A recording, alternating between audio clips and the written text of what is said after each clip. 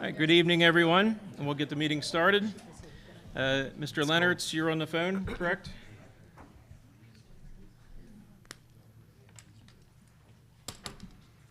Might be on mute, Mr. Leonards.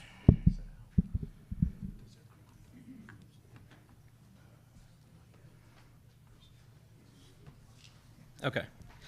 We'll reconfirm. We do have confirmation over here that he's on the line. Just an announcement, we had executive session prior to the meeting on litigation and safety. Please rise and join me for the pledge, followed by a moment of silence. I pledge allegiance to the flag of the United States of America and to the republic for which it stands, one nation, under God, indivisible, with liberty and justice for all.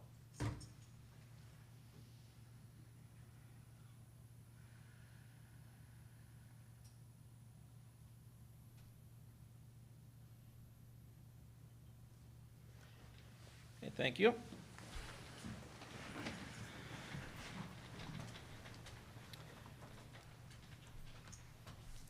right, Mr. Leonards, are you with us?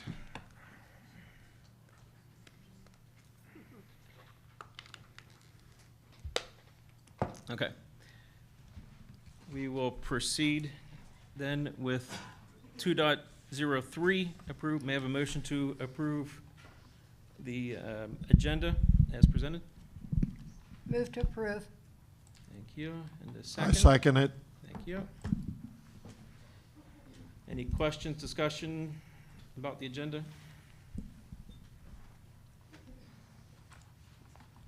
Okay, we'll do a verbal. All those in favor of the agenda as presented, say aye. Aye. All those opposed, say nay. Okay, the agenda is approved as presented. May I have a motion to approve the minutes from the last board meeting on August 16th and the committee of the whole on September 13th?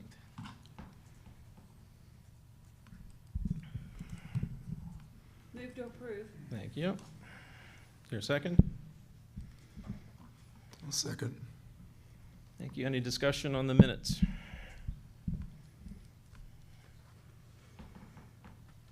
Okay, hearing none. All those in favor of approving the minutes, say aye. Aye. Aye. Those opposed, say nay. Okay, the minutes are adopted as approved. 4.01, President's Report.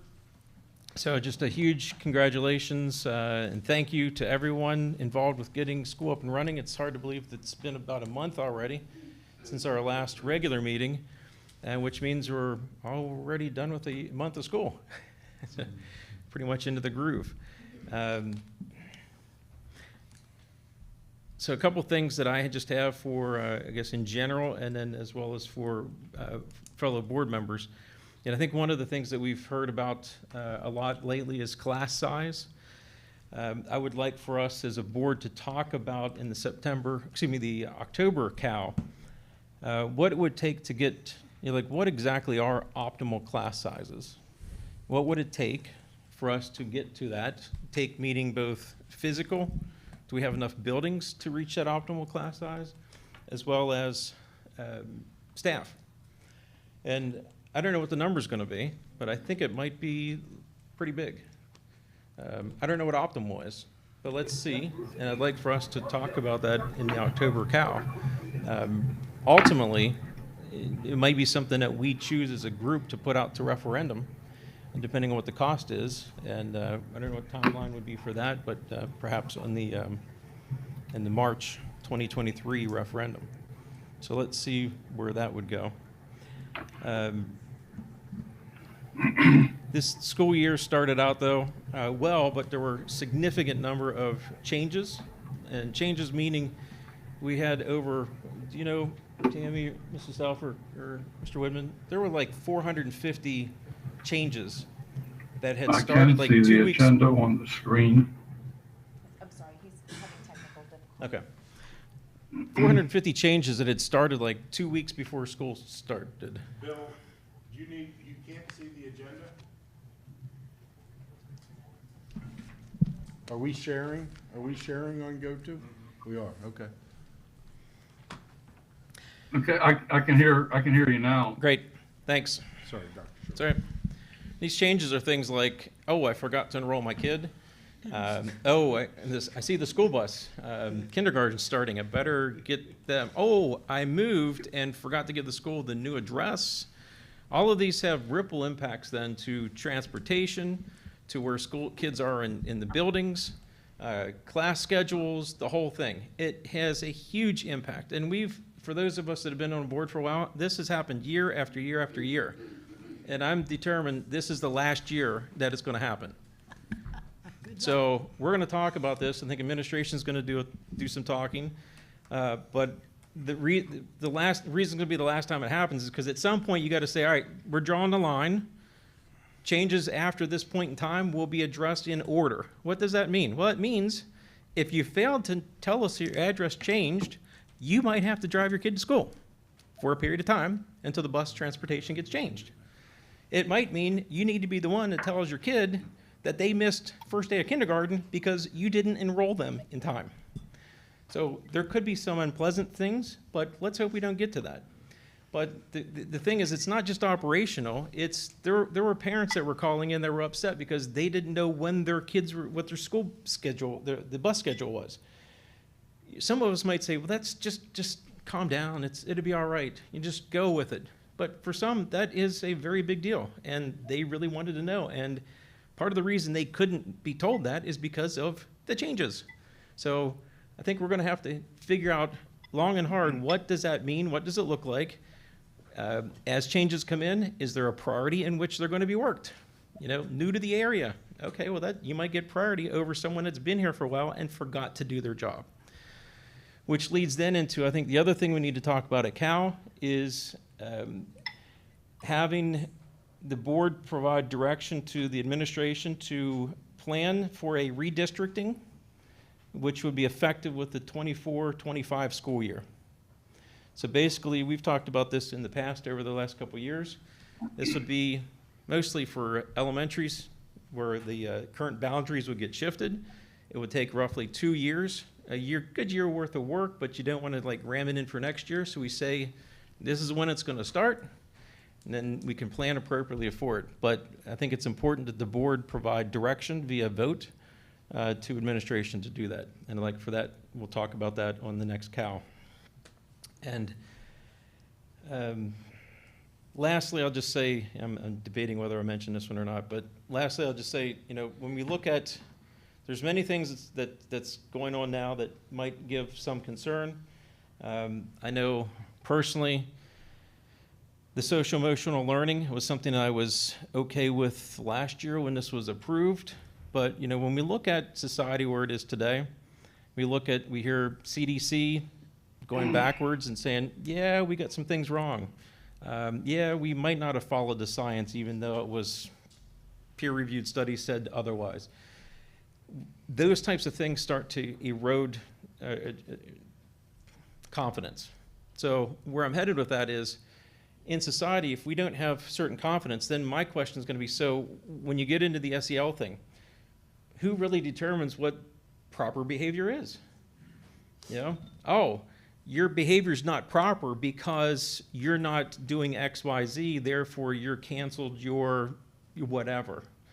So I'm starting to personally migrate to the thought of this is not something that we should be into, but we're also going to have that discussion in next month. I think we're planning to have somebody show us, what are one of these lessons that the students get. So I think I'll keep an open mind, but I'm just sharing publicly, this is kind of where I'm at from I have some concerns, but I'm not saying one way or the other yet. I think we also want to then just, before we pass it to you, Mr. Widman, we'll have you go, and then students, and then we'll have Mrs. Lynch give a brief update on the foundation in the same category, and Mr. Norcross, before you, has on the superintendent search. Thanks for the reminder. Yeah. All right. Thank you, Dr. Short. And first, my apologies for my cell phone and not turning it off. It's right. 3 things you don't want your cell phone to do: ring during the pledge, ring in church, and ring during silent prayer. And I failed tonight, so my apologies for not turning my cell phone off sooner. Just to keep everyone up to date on where we are as a district and a board with our superintendent search process. There was a letter that went out to all the staff outlining one of our first steps, which is conducting some focus groups.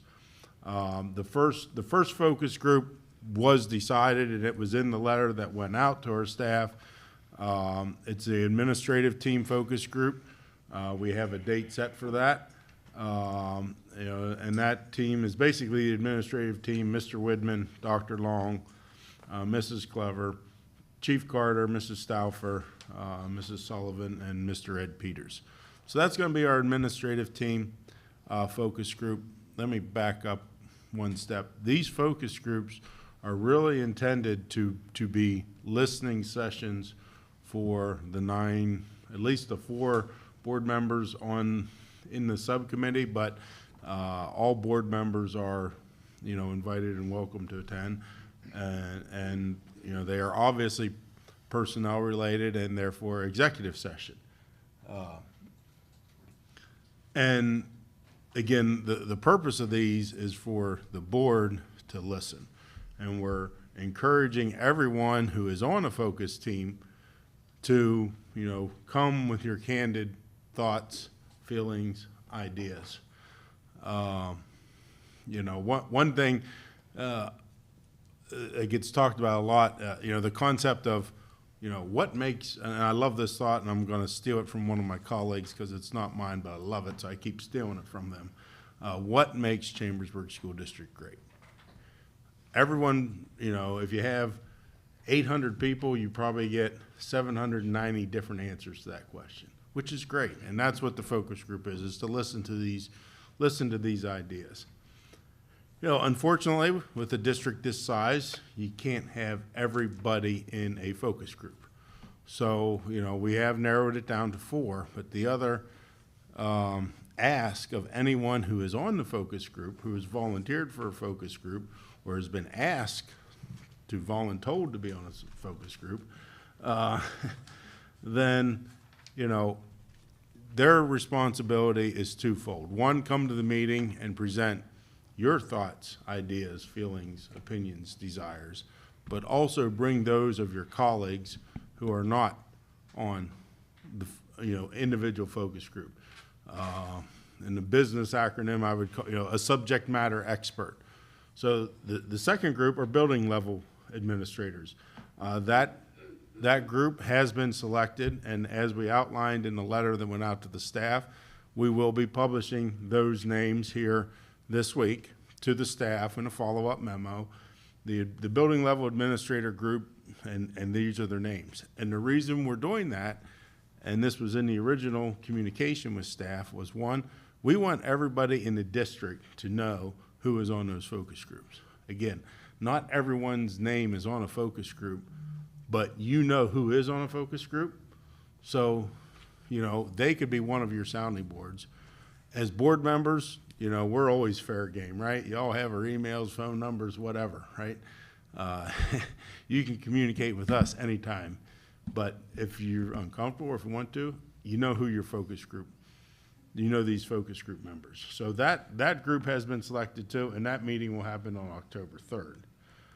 The other two groups that we will have, there will be a professional staff focus group. These names have not all been presented yet, and that group, well, let me back up to the building admin staff. And I don't have the names right in front of me, but the criteria for this was 1 from Career Magnet School, 3 each from the elementary buildings, not each building, but a total of 3 across all elementary buildings, 2 each from the high school, and 2 each from the middle schools. Again, those names will be forthcoming here by the end of this week. The next group, again, names are not known here, are the professional staff, is the professional staff group.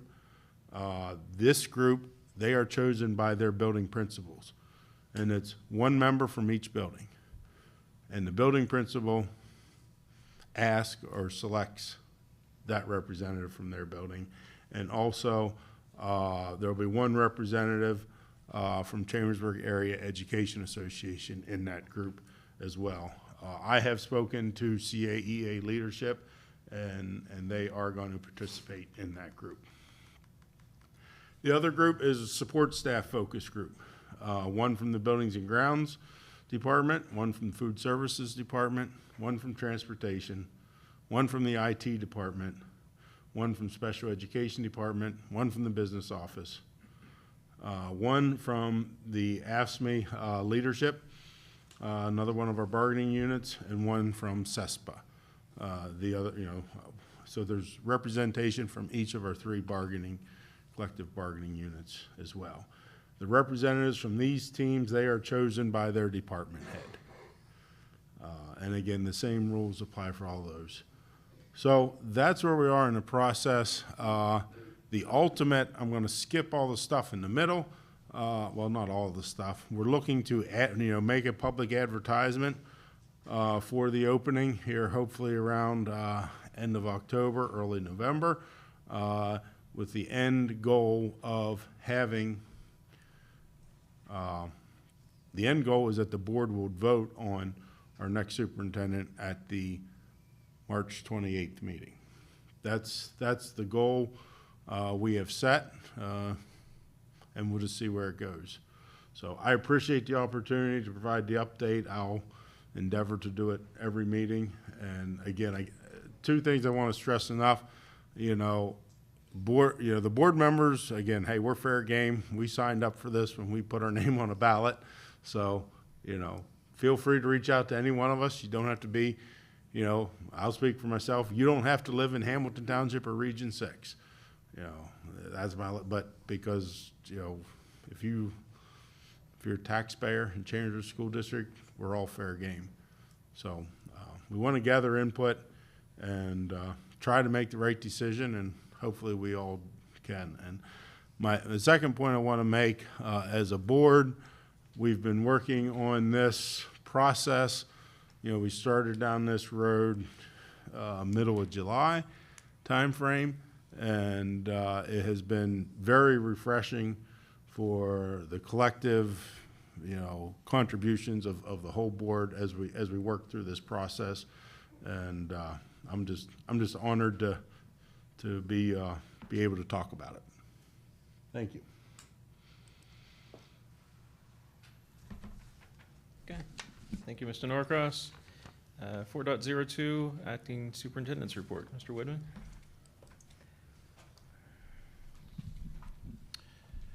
If you display the buildings and grounds up there, that'd be great. Thank you. Want to thank our Buildings and Grounds Department for all the work that they did to get our schools open. As you know, we had 4 buildings that were under construction. Matt Varner was leading that, of course, with Ed Peters and the whole crew. We have a list of employees and what schools that they went to. If you'd go to the next slide there. Thank you. Maybe, I don't know if you can blow that up or not. But got a lot of emails and communications from the teachers about how happy they were with our Buildings and Grounds Department, and they know the extra effort that they did on the days leading up. If you didn't know, basically our schools were turned over literally 2-3 days before kids came back. And our custodians were working in the evenings, on the weekends. The Saturday and Sunday before kids came back, there were, had concerns from people out in the community. So I made sure I was going to the buildings, taking a look, but they were there and they were working hard, and they should have a public acknowledgement of how hard they worked. And for the board, at lunchtime on October 10th, we'd like to invite you. We're going to be having a luncheon. That is a day with no students, but for all the folks up here that gave a lot of extra time and should be acknowledged. So I just want to start off with that.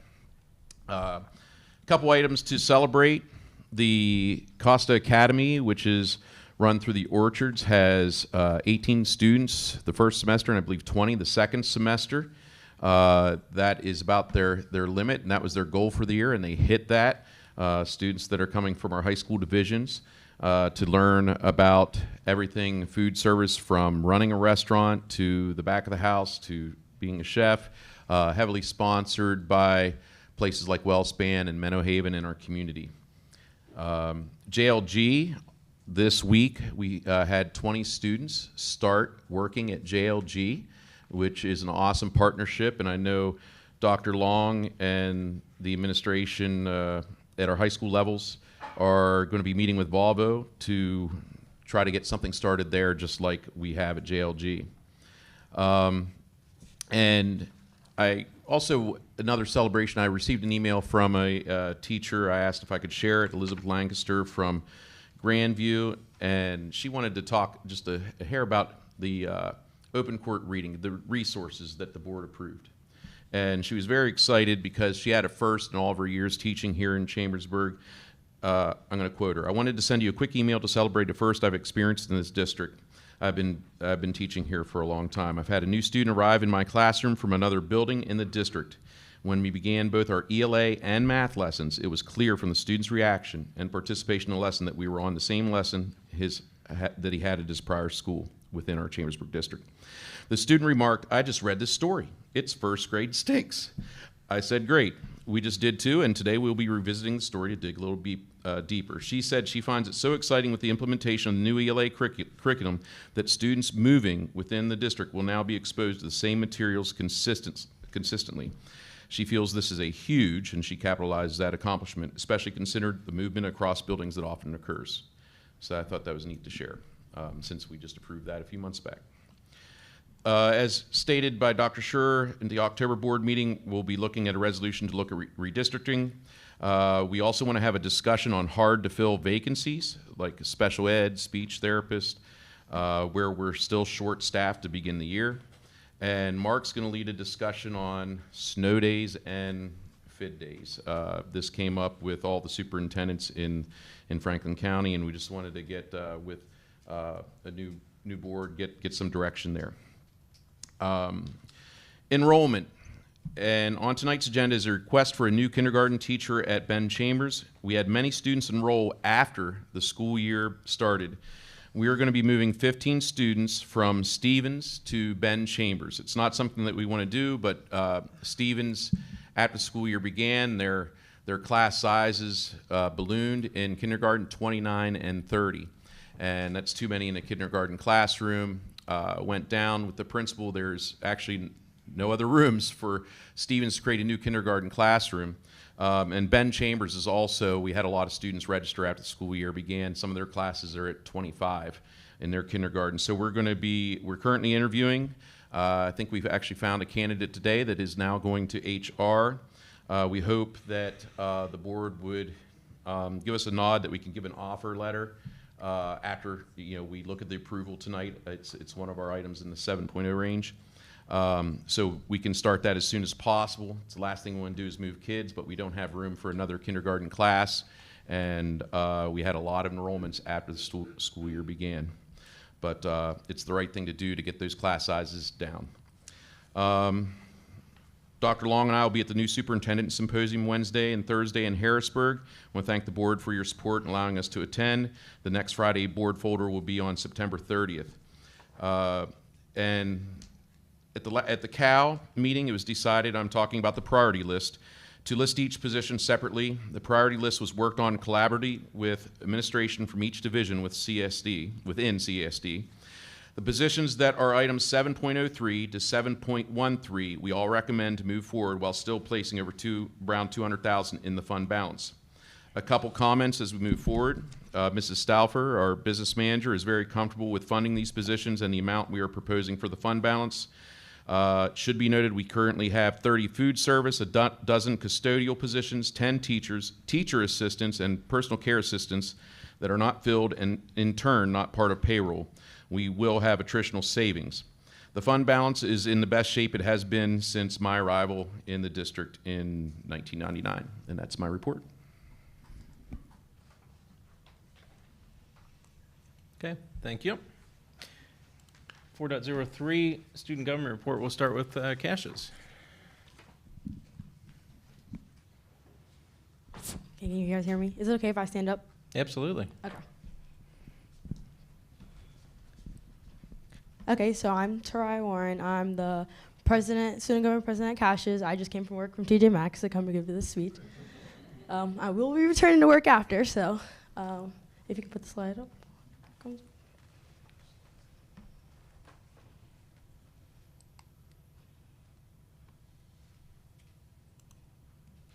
That's the That's route. NJROTC. CMS one. Oh, maybe he did not send it. I have it on my phone. If I can just read it off my phone. If you guys Sure. want. Okay. Yep. I will yell at Mr. Sherman when I get to school. But so far we have the Cassius Homecoming coming October 3rd through the 8th. The theme this year is Country Western. Wednesday, October 5th will be the homecoming parade at 6 p.m. starting at South. Wednesday we will also have the Powder Puff game at the Trojan Field following the parade. Friday, October 7th, we'll have the crowning of the king and queen at halftime of the football game. And then Saturday, October 8th, will be the homecoming dance, 7 to 9:30 in the auction this year, instead of outside. We have 10 varsity sports are currently competing in fall season. We have football. I think they're 2-2 right now. We have boys and girls soccer, boys and girls cross country, girls volleyball, field hockey, boys and girls golf, and girls tennis. And I don't know why he didn't include cheerleading, but as a cheerleader, I'm going to include cheerleading. There's 274 student athletes that are competing this fall. We are doing pretty good in most areas. For mini-thon updates, we are preparing to continue preparations for the February 25th, 2023 event. Fundraising opportunities are also coming up. We have the Roar Pits Dine-In donation, which recently happened at 9/9/22. Then we have Gold Out T-shirts that will go on sale on 9/21/22. The cost will be $15 and can be worn for the Gold Out at the football game this Friday. And then other events will be determined. And then the fundraising goal is $28,000.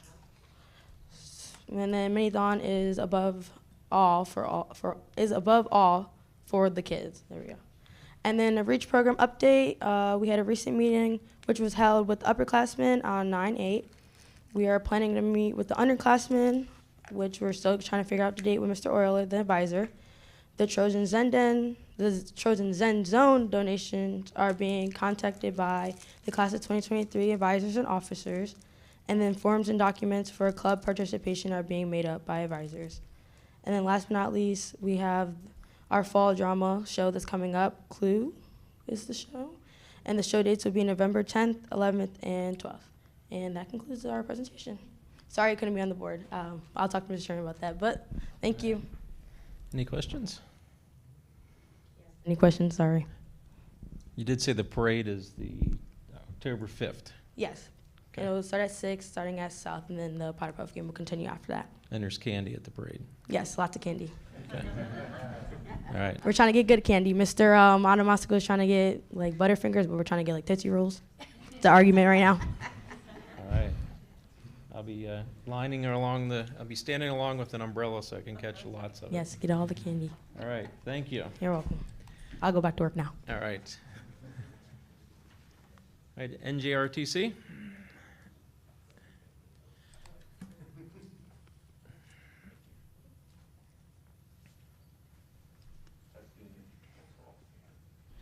Testing. There we go. Could you go to the first slide, please? Okay. A new school year gives us the opportunity to assign new leadership roles to cadets within the Navy Junior ROTC program. I would like to take some time to announce the senior leadership cadets who will be instrumental in the successes we have throughout the school year. Cadet Joshua Mertz, which is on the left, is the commanding officer of the unit and the highest ranking cadet in the program. The commanding officer is directly responsible for both the training of platoon leadership and the creation of policies within the unit.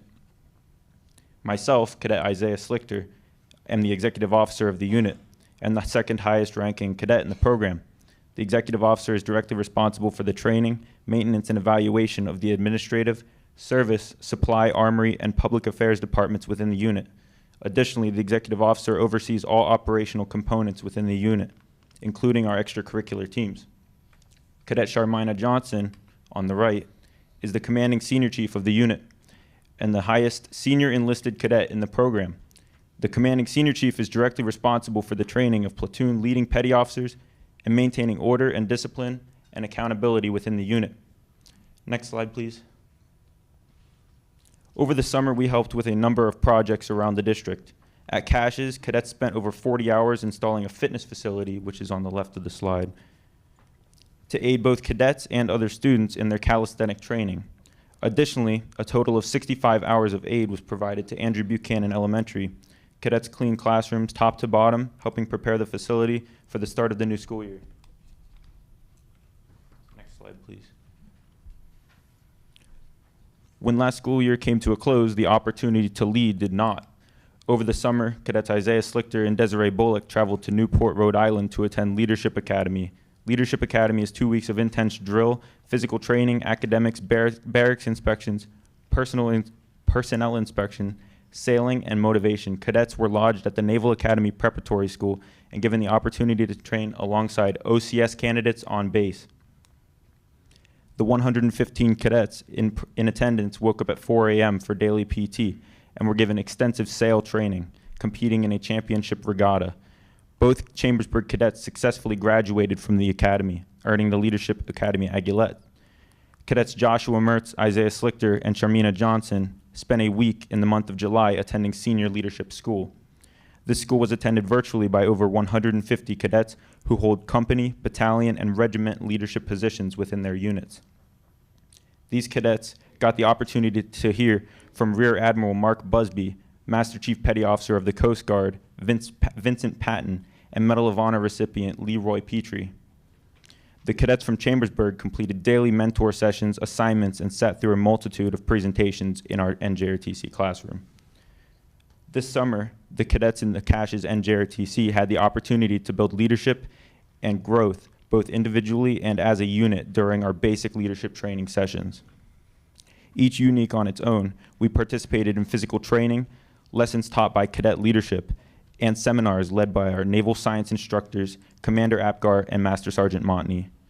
Cadets at basic leadership training participated in some exciting physical training sessions, a couple of which were led by special guest recruiters, Sergeant First Class Cleansing from the Army National Guard and Staff Sergeant Scott from the Army. We wanted to highlight the importance of growing not only as an individual within the program, but throughout the school building. Teachers' support for this event was built, rendering us capable to bring a few of them in to teach seminars. Next slide, please. Additionally, we sent cadets to Pennsylvania State Police Youth Week and Freedom Foundation Spirit of America course. Starting off the school year, we have 122 cadets in the program, almost 50% of which being new cadets. The company is composed of 115 senior high school students and 7 career magnet school students. The unit is currently sitting on 232 hours of completed community service, 129 of which were completed before the school year even began. Next slide, please. Some of our upcoming events that we have: September 23rd and 24th, cadets will be traveling to stay overboard on the USS New Jersey. September 30th, cadets will be assisting Volvo with their Family Day picnic, in return raising funds within the unit. October 8th is our Smith's Chicken fundraiser, which we're fundraising at the Lowe's parking lot. October 19th, cadets are visiting the Shippensburg University ROTC. October 22nd, our orienteering team will be competing in the Regional Orienteering Championship. October 29th is our first drill meet at O&J Roberts High School. And November 19th, we will be hosting the Chambersburg drill meet at Caches. That's all for the NJROTC report. Any questions? Thank you. Very good. Thank you. Thank you. I don't think I've ever seen that many faces on a virtual meeting. I've been on many. Ms. Lynch. Oh, yes, I'm sorry. Is there someone from CMS here that just had? Just, okay, yeah, just to call out that it was CMS presentations posted there. Ms. Lynch? Good evening. So far this week with the CSC Foundation, we have provided our new board orientation to our three newest board members. On Thursday of this week, we will be working with the Abigail Bellows Memorial Golf Tournament Committee. The foundation decided to add a second golf tournament this year in order to help provide additional funds for the Abigail Bellows investment account, which funds three specific things. One, we provide a student scholarship each May in memory of Abigail. Two, we also provide a teacher grant relative to international understanding. And then new this year, we will be providing a travel support grant to one of the Cassius or CMS students who will be participating in one of the district-sponsored international trips later this year. In other scholarship news, the Catherine Bellows Dual Enrollment Scholarship application is online. We have 11 applicants thus far, looking at an October 1st deadline. We'll be working with Wilson College, Shippensburg University, Penn State, Mont Alto, and HAC, and students may receive up to $1,000 for their tuition and textbooks to help provide support for them to attend a class in person. We have 3 new scholarships that we're currently working on for spring 2023. We hope to get that number up to at least 5, perhaps 6. Our audit prep is underway and will be scheduled for our auditor to begin working October the 3rd. Our teacher grant application is online and is open, and we will be distributing $30,000 across the district, K through 12. It's open to all curricular areas. The deadline for that is in November, and it will be announced December the 8th. Class of 1972 50th reunion will be held October 15th at the VFW. In the afternoon prior, we'll be conducting a tour of Cassius. The foundation has been providing some tech support and some registration assistance, and it's been fun to see how excited individuals are getting about coming back for their 50th class reunion. Seeing them pull together their memorabilia has also been really trippy and fun. And last but not least, we're also working, our committee has started putting their heads together for our prep for our 2022 Giving Tuesday campaign, which will be held the Tuesday after Thanksgiving, November 29th. It's one of our largest online giving days of the year. So thank you so much. Great, thank you for all you do, and everyone. 5.01, members of the audience are invited to comment on agenda items. Reminder, I'll call you off. Thank you for signing up when you came in. And a reminder to keep your comments to 3 minutes, please. We'll start with Patty Dalloway. On agenda item 8. I won't read the addresses. Yeah, that's nice. Does this go up? Does that go up? Thank you. I probably should know how to do that, huh?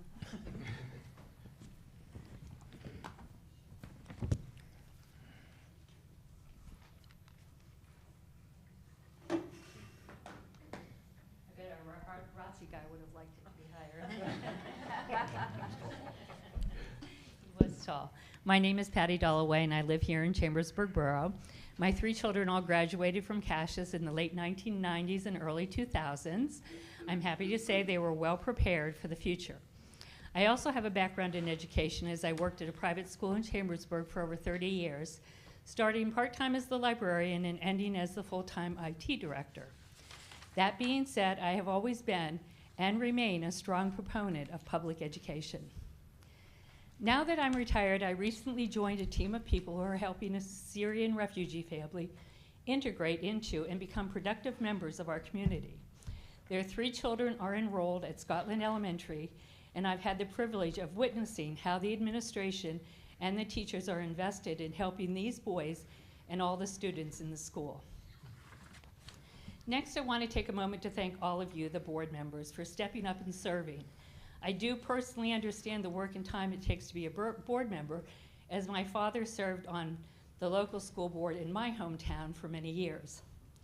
I'm here tonight to support the approval of the entire budget addendum that was been submitted by the administration.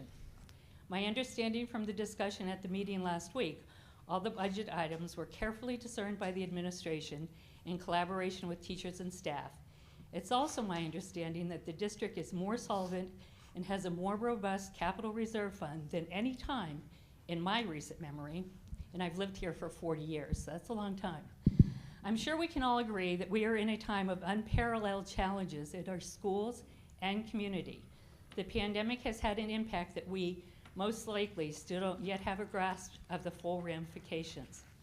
That's why I decided to come and ask you specifically to approve the administration's educational services proposal to conduct the climate survey and to allocate the request for survey data analysis, action planning, and facilitation of the Learning and Belonging Committee.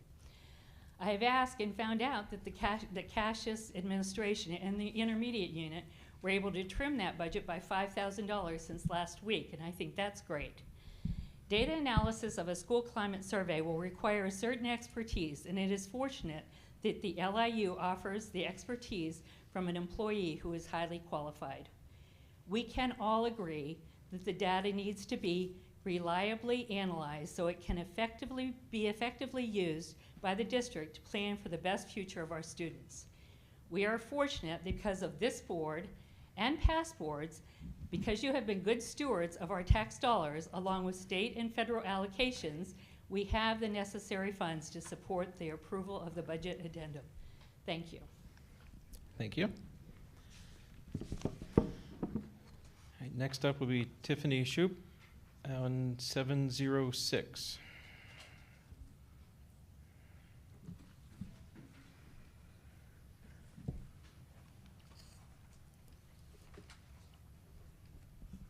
Good evening, everyone. I'm a resident of Chambersburg. I'm also a parent of 2 kids in the district. I'm speaking in support of the administration's proposal for the Supervisor of Social Supports and Pupil Access Services. I've reviewed the job description attached to the agenda, and I feel it's important that this position is filled. You have good employees providing services to our children in the district. And I know this because one of my children came home from school last year with concerns that a classmate was going to harm themselves and was at risk of suicide. I contacted my child's school counselor, and she handled the situation with the seriousness that it deserved. Without that counselor, that child would have been at risk, and that child ended up getting mental health counseling that was required. Without the supervisor position, our district's children are at risk of having delayed responses from their social workers and counselors, and they could be overwhelmed with the administrative work that's left over from the eliminated positions, the clinical services supervisor and the social emotional education services supervisor. As a former provider of direct mental health services myself, I can also tell you that the prospect of working in the field without a direct supervisor in the same profession would be a very lonely situation and cause for a swift burnout. And also, I recently attended the Philadelphia Youth Trauma Conference hosted by Thomas Jefferson University Medical College and George Junior Republic Family-Based Mental Health Program. The title of the conference was Youth Mental Health Promotion, The Time is Now. The keynote speaker was a pediatrician and a professor of medicine at Tufts University. In his keynote, he spoke about the formative role of positive experiences in the midst of tremendous, oh, I'm sorry, I lost my place. The positive role of positive experiences and their effects on youth trauma. Our district's mental health professionals and teachers are providing these positive experiences in the midst of tremendous challenges and deserve to have the resources that they need. The time is now to make sure we're investing in mental health interventions for all of our students, and please don't pass up this opportunity. for our kids. Thank you. Thank you. Next is Melinda DeWalt on 8.01.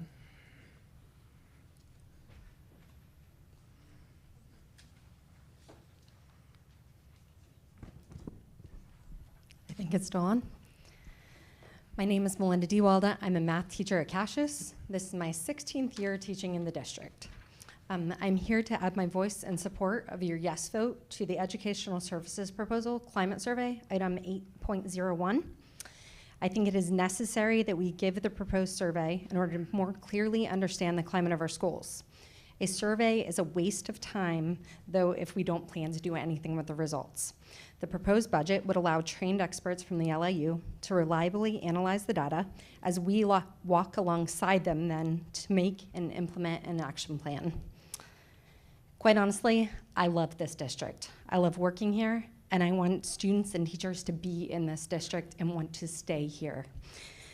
In my own classroom, I know that students learn best when they feel valued and welcome. I believe that this survey will give us a better understanding of the extent to which all stakeholders, students, staff, and parents, feel welcome and valued. Only if we do something with those results can we, as a district, affect positive change. Thank you for your time. Thank you. Next is Connie Dewey. Agenda item 7. Hi, I'm a taxpayer and a grandparent of a future student in this district, and I just want to say that this is my first time to come to this meeting. I am a retired middle school principal and middle school math teacher. Good job, math teacher. I love what you said.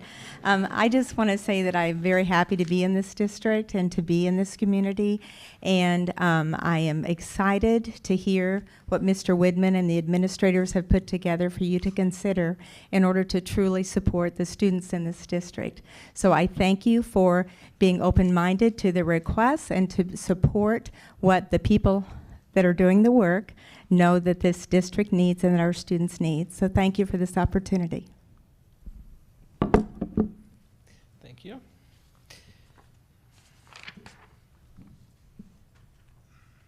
I think it's Michelle Jan.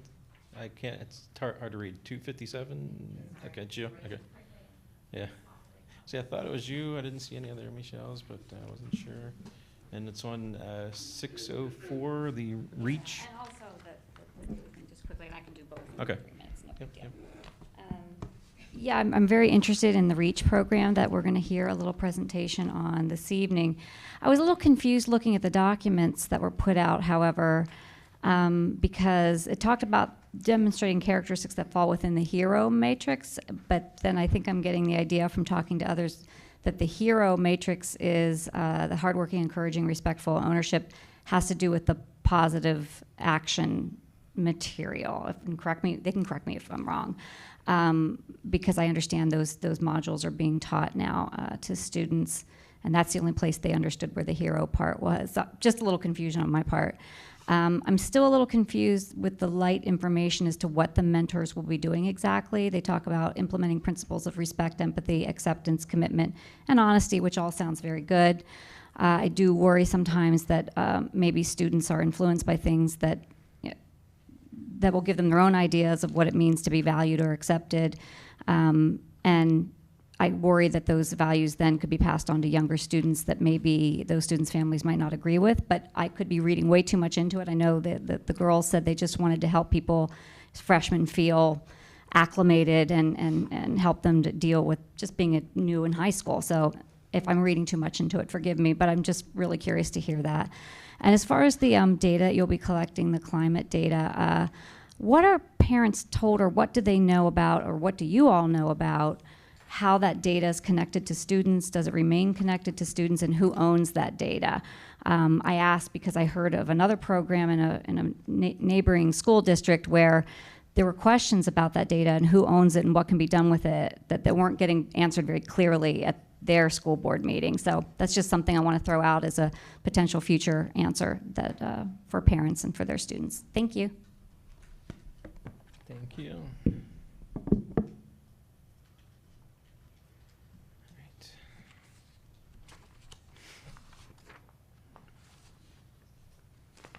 Okay, Dr. Van Artsdale. It gives me pleasure to be able to say that. Oh, thank you. 8.01. All right. Good evening, everyone. I'm here to talk about agenda item 8.01. At Scotland, we actually implemented the school climate survey for back-to-back years. The first year we implemented was year 17-18, and we did receive support from the LIU with the data analysis and action planning support. So we had the support. I know what it looks like. It was fantastic. It was really helpful. We spent a lot of time. The legwork was already done for us, so we spent a lot of time in discussion. What are things that we noticed with the data? What are some common trends, patterns? It was fantastic. Year 2, that was during my first year of my doctoral studies, so I'm coming off a few courses on research, and I think that I'm a pro at analyzing data. So I say to the team, I don't think we need them. I think we can do this. It's a tale of two cities, quite frankly. Year 2, that was a mistake.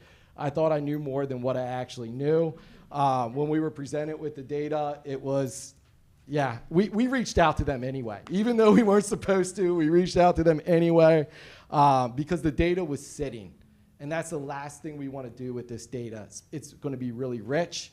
We have the voices of our students. We have the voices of our parents. We have the voices from our teachers, our staff. It's really, really good data. And I'm here to say, if we didn't have that first year under our belts and looking at it, I wouldn't even have known what questions to ask to guide us through. And we were able to ask legit questions so that we could get through with it, but it took a lot of time. It took a lot of effort. That all being said, the external supports did help us as a group limit our own biases when we look at data. As a building team, you look at data and you can easily say, well, that's because of blank or that's because of this. But when you have an external person guiding you through the process, they really help you examine, you know, what your own biases may be when you're looking at it. And what's really great about it is they have a plethora of evidence-based supports and ideas that you can use to match what you're discussing. And evidence-based supports is what we need to do. It's required in ESSA when we're taking steps to build our programs in our schools on multi-levels. Overall, this survey gave us insight as we were preparing to enter our PBIS phase. I feel like we were able to hit the ground running. PBIS was not one more thing for us to do because we were ready, and this school climate survey helped us ready for the PBIS transition, which we will be recognized this fall at the PBIS Implementers Forum for implementing our Tier 1 system with fidelity. I'll leave you with this. The National School Climate Center noted when it comes to this topic, done well, these efforts will result in even safer, more supportive, engaging, healthfully challenging, and harmonious schools. Now, let's add 16 schools to the mix with Scotland who's experienced this. And I will say the experts in this survey can help us all through the process with one band, one sound. The investment is worth it to do it and to do it well. So I encourage us to vote yes tonight for this survey and the supports. Thank you. Thank you. Right, Jolisa, 8.01. You leave it on? Yeah. Hi, I'm Jolisa, or I go by JoJo. I'm a student within the district. I'm 16 years old. However, I want to touch on when I was 8 years old in elementary school. I would like to start off by telling something to myself when I was 8 years old. So I would 100% start by telling 8-year-old me that I was worthy of self-love. Growing up as a dark-skinned girl, K through 7, I'd say, is really not for the weak. It was pretty rough. The amount of hate I had for myself through elementary school was unbearable, and it wasn't until high school when I finally realized it. I realized in high school how much lack of representation I had within the school district, and I felt like I had no teachers that represented me, and I just felt alone. My peers would make fun of me, telling me how I was invisible when the lights turned off, or how I was burnt and how I was just ugly for my dark skin. And that lack of representation made me feel like I wasn't supposed to be with them in class, or as if I wasn't supposed to be here. The school climate survey would be beneficial in elementary school, just all throughout K through 12. I feel like if that would have been ran, it would have let me know that somebody cared about me, and maybe things during elementary school would have been different for me.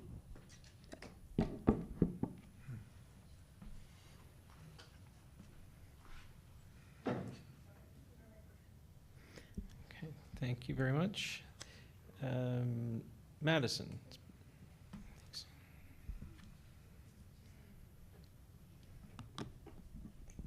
All right, good evening. I would also like to share my support for 8.01. I think a climate survey would allow for a lot of quantitative understanding within the school, just in general, seeing that actual numbers represent, except like not only our words, but we're backed, especially with the assistance of an analytical specialist. And we have the budget to do so, so I don't see why not. But in specific, I would like to talk about last meeting and a reference to gender on this climate change. Gender is not biology. Gender is a social construct. Gender is actually refers to the social and cultural differences. It's a characteristics put into humans based on society. So I just wanted to make point of that, and that gender and race coincide. Like, there's not one or the other. You're both. Therefore, they both are an important part of that survey and should not be cut. Just a note of that personally, because that was a topic brought up, and I think that question should stay on the survey, especially if we do run it, because it is important throughout the grade levels, not just in high school or middle school, even elementary school. They know what they are, kids know what they are, we know what we are. Let us label it or not label it. That's perfectly okay. Why are we putting ourselves in a box? That's just my little, that's, in the end, the survey is data. We don't need to be afraid of the results that it'll give. If it'll give what you want to hear, then that's good. But if it'll give what you don't want to hear, then that's okay too, because these are numbers. This is qualitative. So let it do the talking instead of some outdated opinions. Thank you. Ashley on 7.06. Ashley McLaughlin.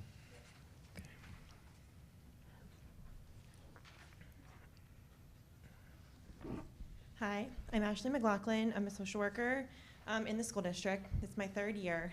And currently in my role, I cover special education, K to 12. I wanted to share a little bit about some of the things that I completed last year, as well as my colleagues who couldn't be here. Myself, I completed 328 individual counseling sessions just in the 2nd semester of the school year last year. That doesn't even touch on the number of kids in our district that need these supports. I also made 170 referrals to outside services. My colleague, who is the McKinney-Vento coordinator, she had 240 parent phone calls related to this, and 171 students qualified for McKinney-Vento. With all of this, there becomes a lot of pressure put on us within our role. I believe this role is crucial from a standpoint of liability and retention to have a supervisor, social supports, and pupil personnel services. Currently, we have no one to turn to in the mental health world of things when we are dealing with difficult concerns and dilemmas within the field. We're all licensed and trained in mental health, but new situations arise that cause dilemmas and challenges and cause us to really weigh out our options and look at the ethics. It's helpful to be collaborative with someone else when making these difficult decisions. Currently, we don't have an opportunity for social work specific supervision. It has caused an increase in my own anxiety and feeling really burnt out, especially at the end of last year due to many significant difficult decisions arising. Our school opening was all about the phrase, one band, one sound, and I love this. However, I often feel that I'm out of tune or like I'm playing in the wrong key because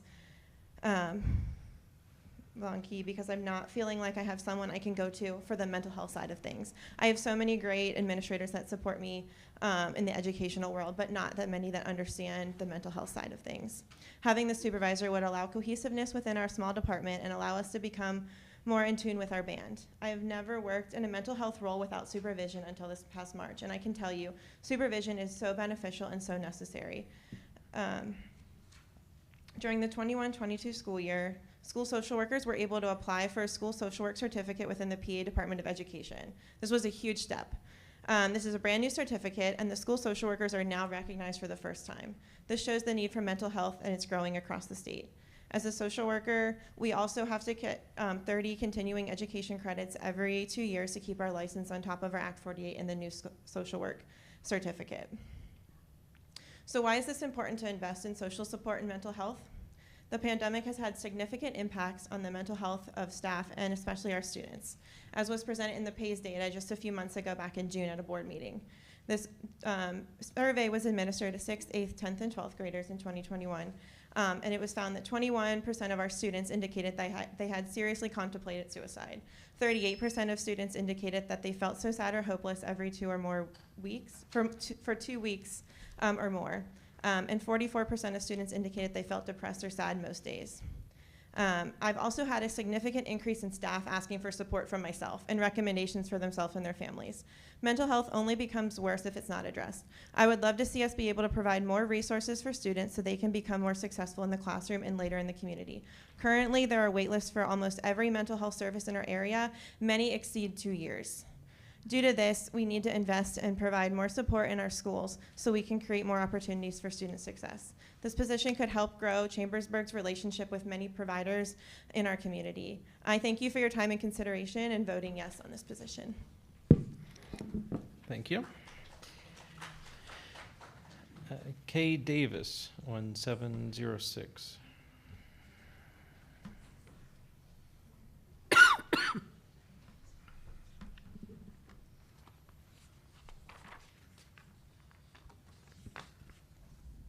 Hello, I'm Kay Davis, and I'm a social worker with the CASE classroom at the middle school.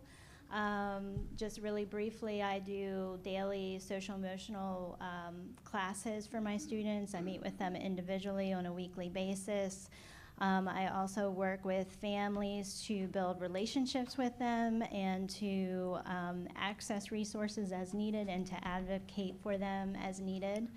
I am here to also talk about 7.06 and the support of the Supervisor of Social Supports and Pupil Access Services. The draft job description has 20 essential functions other than perform other duties as assigned. All of these essential functions are imperative, and many are directly related to federal, state, and local compliance. If there's not a position that is going to encompass all of these essential responsibilities, how possibly can these obligations be accomplished correctly and consistently without important things being missed that could open us up to liability risk? Although I have been fairly new to the school environment, I have been providing mental health services with at-risk youth and families for almost 20 years now. Never have I been in a position or in a situation where there has been any debate as to whether a supervisor is necessary to supervise my program or to supervise me as a social worker. Not only is it recommended, it was required by our governing bodies in order to be permitted to provide this service, because it is understood that having a supervisor in that role is necessary to provide programming that is effective, efficient, and ethical. As a licensed professional social worker, I'm required to follow the National Association of Social Work Code of Ethics, and there are guidelines around our supervision, such as supervision or consultation should have the necessary knowledge and skill to supervise or consult appropriately and should do so within their areas of knowledge and competence. which basically says to me, I need a social worker, I need someone that has that education, has that experience in order to supervise me effectively. We often do not work with families that fit in little neat boxes. Many of our families can't meet their basic needs. They have little access to resources. They may be homeless. They may experience neglect and abuse and trauma. They may be discriminated against. They may be bullied. We have a lot of issues that we have to address, and it's difficult to do it without support to do so. It puts a lot on us as social workers. Thank you. Thank you.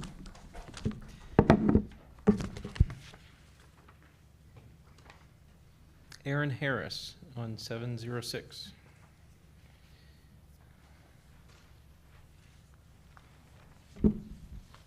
Hello, my name is Erin Harris. I live here in Chambersburg.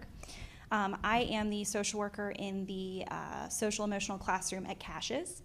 I also went to Chambersburg School District for my entire life. So I went to Andrew Buchanan and graduated from Caches. I have a 2-year-old daughter that I hope will do exactly the same thing that I did, Buchanan to Caches. That being said, I want to voice my opinion on approving the supervisor of social supports and pupil access services. As a fairly new social worker in the district, I've been given a lot of tasks that a supervisor would have been very helpful for in regards to the social work classroom. It's estimated that approximately 30% of school-age children will experience behavioral, mental, or developmental condition in any given year. Pew Research Center found that 7 in 10 teens in 2019, before the pandemic, see anxiety and depression as a major problem among their peers. Why should we add a supervisor? Advocating for us as social workers. A supervisor would advocate for us in regards to job responsibilities, professional development, and service delivery. Social workers and behavioral coaches have specific education and training to provide these services while upholding the code of ethics that Ms. Davis talked about. It is difficult to implement mental health and behavioral services without having a supervisor who has the same shared experiences in education. The quality, reliability, and validity of the programming will suffer. Having a supervisor who understands and is familiar with social work would ensure that service delivery would not be tarnished from lack of support. In addition, there are concerns with relying on supervision coming solely from a building principal who may not have experience supervising programs such as the social, emotional, and behavioral support programs, while they are a support in many, many other ways, and who also fosters a trauma-sensitive and trauma-informed approach to education. I hope that you'll consider all these things in approving this position. Thank you. Thank you. All right. Marissa Petery. Hopefully I said your name correct. 706. Hi, I'm Marissa Petrie. I am a social worker in the district with the CASE and CABS program at K-2 level. I'm here to advocate on the Supervisor of Social Supports Pupil Access Services position, but really I'm here to advocate on the behalf of my students. Ultimately, as a social worker, my goal is to support my students and see them be successful across Chambersburg Area School District. Supporting social workers across this district protects students who are receiving my services and ensures that professional standards and quality services are being delivered by competent and seasoned professionals. Having a supervisor, specifically for the CASE and CABS program, which I work with, would prevent unsuitable placements into the program when students would be more fitted elsewhere. As a social worker and as a classroom teacher, even in general education, we want students to be in the least restrictive environment. And a lot of the times we see students ending up in programs that aren't necessarily that least restricted environment. So we want to be the least restrictive environment, yet still meet the needs of the students. In addition, having a supervisor to oversee the referral and transition process into the CASE and CABS program would be a point person for regular education teachers to discuss student concerns, but also possible interventions that could be provided before determining that a placement into the CASE and CABS program would be warranted. This could also prevent student failure due to inadequate social, emotional, and behavioral support. Also, this position would be providing a supervisor to advocate for the needs of all students, because it would cover 504s, the SAPS, CASE CABS program, social emotional learning, children and youth, foster care, and homeless students. That's a lot of our students in this district. This program has shown to be successful in recent years, the CASE and CABS program. Students are transitioning back into regular education, and I know that with a supervisor who could oversee us, it would be even more successful and assist in the transition back to regular education. I do also want to touch on positive action. We implemented positive action in our classroom in CASE and CABS before the rest of the district did. And because we are using the SEL lessons in a curriculum all day, pretty much every day, we want to notice that there should be an increase or differentiation between regular education but also CASE and CABS with the positive action curriculum by using a proposed tier system to deliver social emotional services to increase emotional learning in the classroom. Thank you for your consideration. Thank you. Curtis Shoop, also, not also, 707 and 712.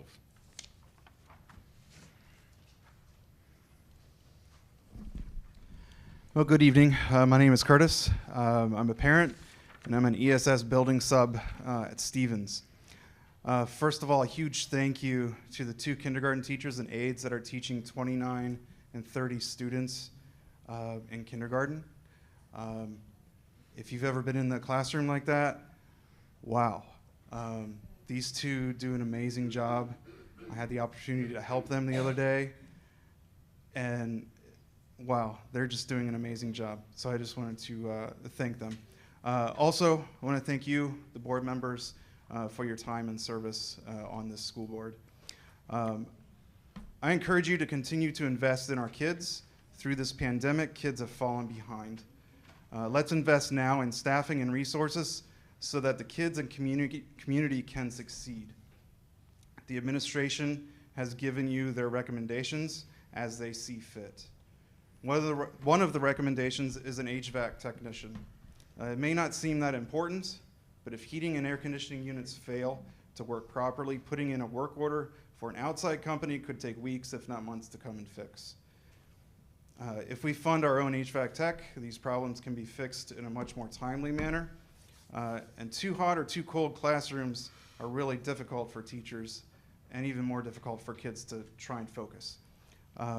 And beyond hot and cold, we also have clean air. We want our kids to be breathing clean air. Another position on the list is an ESL teacher for the middle school. The students have lost years of English learning language due to COVID. Now is the time to invest. Thank you. Thank you. I was going to say that because you have the Ohio State shirt on, you got a minute cut off, but you still, kept it to less than 2 minutes. Obviously, just kidding for those that are on YouTube.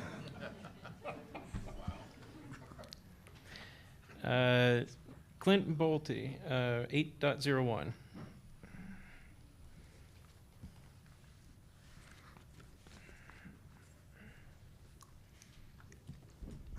Clint Bolte, 809 Philadelphia Avenue here in Chambersburg. I had a private business before retiring here in the city as well. I'm very much in favor of the climate survey, but obviously one of the problems with that is that as you learn from this, you're going to end up with a number of priorities that need to be funded for correcting these and so forth. I really admire all of you. I don't know that many of you, but I admire you for literally having to spend so much time cutting expenses when in fact the results are pretty close to the lowest in the entire Commonwealth of Pennsylvania. Let me highlight the fact that Chambersburg is the only borough among the 300 boroughs in the Commonwealth of Pennsylvania that has its own utilities. And as a result of that, the people who live in the borough are saving hundreds of thousands of dollars a year, each one of them. And you're treating it as if it's a silo. That's the source of money that you need to tap in on. We need to invest in our school system. We need to invest in our kids, and the money is there. Again, we're the only borough that was wise enough to invest in these kind of utilities, resulting in huge savings to all of our citizens. And I hate to not have the chance to invest in the education of little ones down the road, and there's your source of money right there. Thank you. Thank you. Right. Emily Hoger? Thank you, Hoger. Apologies, everyone.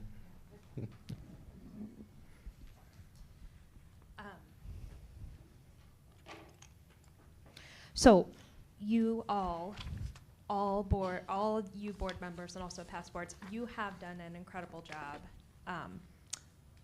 of saving.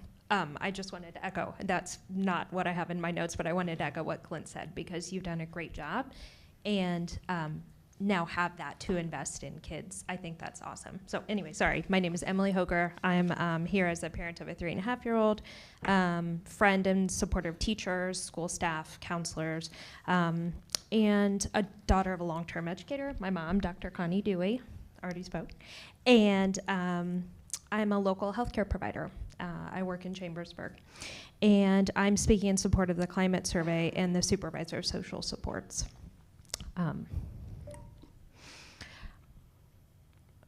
So as a healthcare provider, a large part of my patient population is teens in this community. I love my teens. This is like everything that's coming out of this little row here is so good. And so that's what we need to hear with the climate survey. We haven't done one in a while. I hear from a lot of my patients that I don't know that they feel that they're being heard. And that's perhaps who we need to hear the most from, in addition to teachers, administrators. But we really need to hear and listen to these kids who are incredible. The things they've been through in the past 2 years, living through the pandemic while also figuring out their crucial, vulnerable teen selves, has been really indescribable to witness. So many of them are struggling, as we all are, and now is not the time to not invest in what they need in the places that we can do so. So we were talking about Maslow's hierarchy of needs yesterday in relation to all this. So providing food and shelter, safety, belonging. So as we can learn how we can provide that better for our kids, hang on, sorry, gotta swipe. So that then allows them to proceed to higher levels of self-esteem, self-actualization, actually learning, but developing as human beings too, because it's not only learning.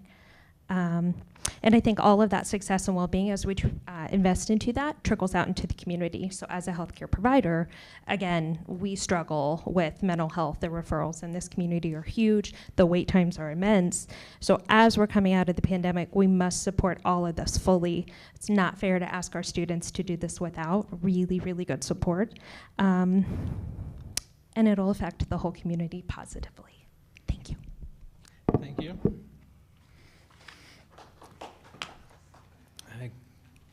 Christy Unger, 706 and 801. Looks like we have a couple more after this, about 5 or so.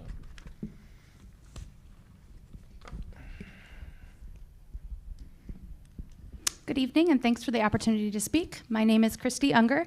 I am a taxpayer and a parent of 2 high schoolers at Cassius.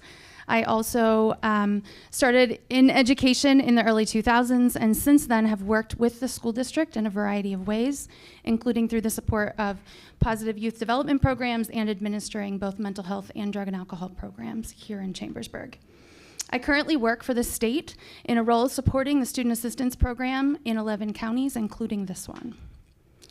I'd like to speak about agenda item 7.06. I've previously worked with both positions that were eliminated over the summer, and I'd like to know who might have the time and ability to serve in all of the roles that are included in the prospective job description that was given in this item. There are many legally mandated services and collaborations, from homelessness regulations to foster care, placement educational requirements, from Safe to Say to school safety initiatives, from 504 education planning to gifted student services, to our district's specialty classrooms that you've been hearing from staff tonight. These are all being implemented in-house to save funds. And the oversight of the social workers in these programs, as you've heard, should be done by social workers.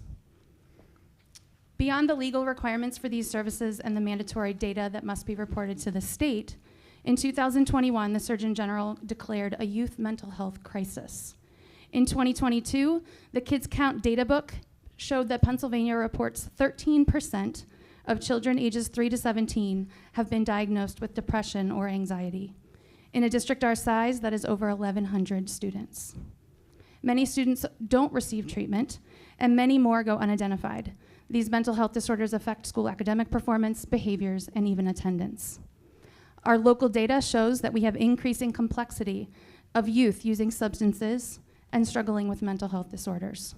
Community partnership is valuable, it is important, it is imperative to address these issues. And without someone in a leadership role, I believe that this will suffer. Regarding the school climate survey, there are proven outcomes from positive school climate. A list here I don't have time to go through, but I thought you might find an increased student motivation, increased academic achievement, closed achievement gaps, increased high school graduation, where we are below the state average in every category, from overall to special ed to English language learners to economically disadvantaged. Bipartisan support in Pennsylvania led to increased funding for education this year. These funds were distributed to districts, and I'm asking you to invest them in our students, not into a bank account. The time is now. Our students need support. I see it in my job. I see it in my home with 2 teenagers. I once heard a wise man tell a story about the Maasai tribe in Africa, a tribe whose greeting is translated into, "How are the children?" You see, they measured the strength and well-being of their community by their ability to care for children. I think if we consider this question right now in our community, how are our children? I'm not sure that we can give an answer that we would be proud of. This is your chance to invest in the support services that will help our kids, and I ask you to do that tonight. Thank you so much.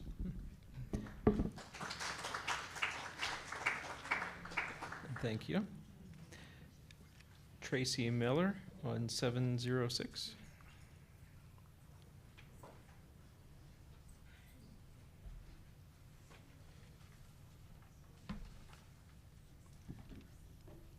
Good evening. My name is Tracy Miller, and I work as a middle school counselor at Camp South. I am also the parent of 1 student and 1 future Trojan. I am here to ask you to approve the addition of the Supervisor of Social Supports and People Access Services position for our district. I have been an employee in the Chambersburg School District for 10 years. As someone who interacts with students on a daily basis, I see the mental health crisis that is affecting a significant portion of our student body up close and can speak firsthand to the impacts it has on their education, including attendance, behaviors, and grades.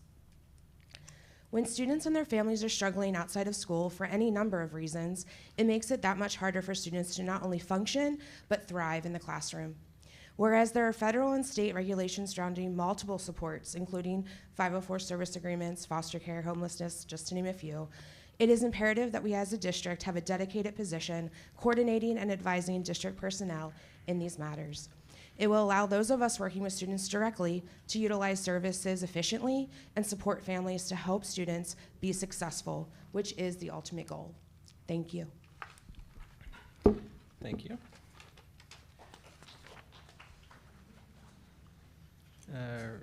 Renata Harper, Mosley Harper, 706. I'm sorry? Yes, you're right, Mosley Harper, yep. Renata Mosley Harper, I am a taxpayer here in the district. I'm also a pastor at John Wesley AME Zion Church, which is in the 3rd Ward.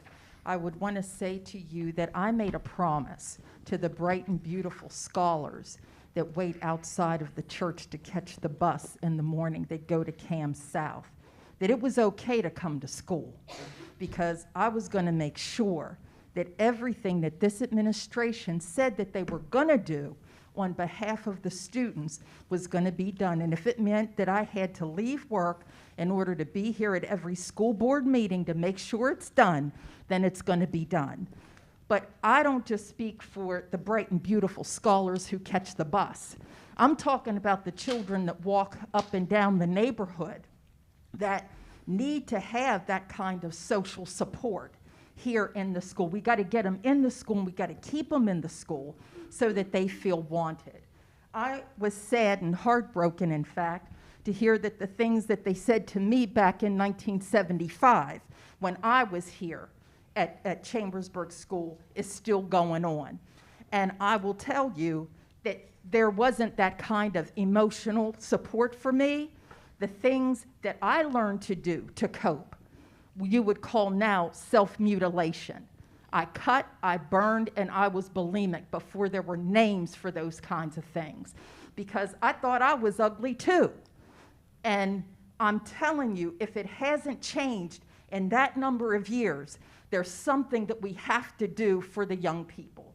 It's also very important because of the fact that we're eliminating positions. I don't understand it. You've eliminated positions, you do have the money, and yet you want to put the responsibility on principals and administrators who already have a full workload.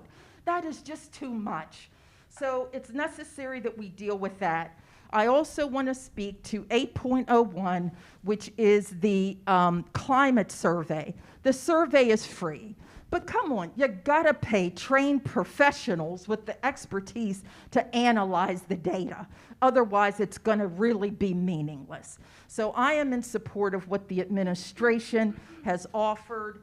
Like I say, you'll see me more often every meeting. So thank you for all that you do. And what I want Mr. McKee to know, because he was the principal of my daughter who went to Cumberland Valley Christian School, she is now a student teaching 4th grade at East Stroudsburg University. She says, "Mommy, classrooms of 29 kids is just too much."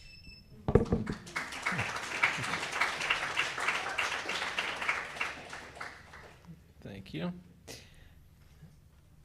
Jeanette Gearhart on item 622.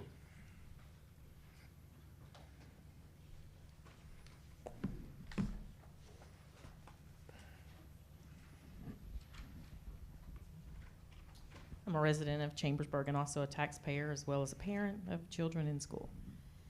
I saw worksheets coming home, the ones that rip out of workbooks. It was great. I just wanted to let you know that the curriculum is being used. I did have a couple questions in regards to the CEL program. Whenever my daughter come home with 30 minutes every day designated to that, whenever I'm thinking it could probably be used a little bit more for math, science, reading, social studies.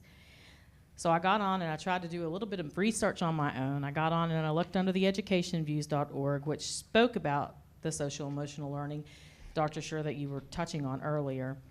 And it said that the social and emotional learning programs take time away from academic knowledge and fundamental skills instruction. The CEL programs may promote and establish thoughts, values, beliefs, and attitudes not reflective of those held by the parents and infringe upon parental rights to direct the upbringing and education of their children. I didn't stop there. I went on to Intercessors for America to look to see what they said about it, and they gave a brief statement. It said the Committee for Children, which is an organization that offers CEL programs for schools, defines CEL as the process of developing the self-awareness, self-control, and interpersonal skills that are vital for schoolwork and life. With such vague definitions, the danger of CEL lies with the form of substance of the programs, as the tendency is to teach students to embrace new age techniques. Also, CEL can serve as a catch-all umbrella under which different social, emotional, and mental health programs may operate. Public school administrators have the authority to implement any program that they deem fit under CEL category. Like I said, that may go against other parents' belief system, infringe on how they're bringing their children up. So I asked my third grader what was being said, or, and she's kind of oblivious. She doesn't really understand what's going on. So I reached out to the teacher to ask if I could get a copy of the syllabus, maybe the agenda, whatever was on there. I wanted to see the worksheets, the things that were going to be done in there, but she didn't have them. And she was not totally sure. All she could give me were the contents. That kind of is disturbing to me because I would kind of like to know what my children are hearing at school, or what they're being taught at school. I have that right as a parent to know, and it was unavailable. So I'd like a little bit of information on that, more than what I've got. And after listening tonight of all these professionals that are in here, it's great that you guys are supportive of the students. That's great. I'm wondering, who is teaching my kid what? Because I know that the principal at Cams North is the group person for my son. Because he knew whenever they said in the classroom that they were going to have whatever the group was, it sent up a flag to him because I had talked to him about it. And he said, my Grammy says I'm not allowed to sit in here. So they sent him down to the principal, and she asked if he could just be in her group. And I explained to her I would be here tonight. I didn't mind her being, or him being in the group, but I want some idea. I want an agenda. I want something that's telling me what you're telling my children at school as far as the social emotional learning is concerned. Okay.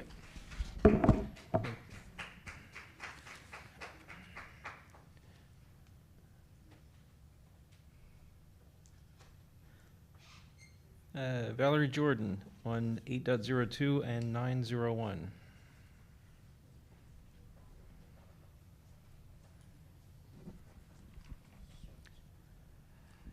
Thank you. Thank you for recognizing that we don't have to give our address. Thank you. I'm sure you're all reading my emails. Work session should have public comment. It's the law. So since I've impressed upon you about the address for your next work session, please allow the public at least one public comment. I have two other items. Your payment and bill list. You approved. This goes to your war chest. The next comment I'm going to make second will be a formal comment about your war chest, about your fund balance. And Mr. Raber, thank you, because I never looked at your budget that closely, and I know how to read a budget. And here it is, but I'll bring it up. You can spend upwards $200 million. You can afford God knows how many teachers and professionals. But, you know, I typically don't like to talk off the cuff. I have formal comments. So you approved 2 class trips. This was this board. Ben Chambers Kindergarten to Renview Museum and Park for $1,650. Guilford Hills field trip to Renview in April for $160.40, while you approved legal bills to your solicitor for $354,251.84. Then you speak of priorities. Now, I'm not going to be nice like everybody else was here tonight. The hiring of reading specialists should have happened before the start of the school year, but you took the month of July off. I hope you understand that. And you knew I was upset about that too. The personnel list, okay, because that's another agenda item. 23 employees resigned from various positions. So when is the personnel committee going to discuss the alarming number of former employees leaving the school district, Mr. Norcross?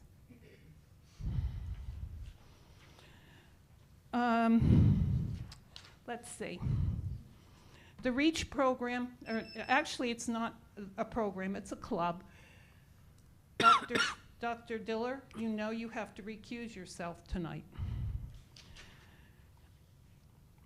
And this one really bothers me.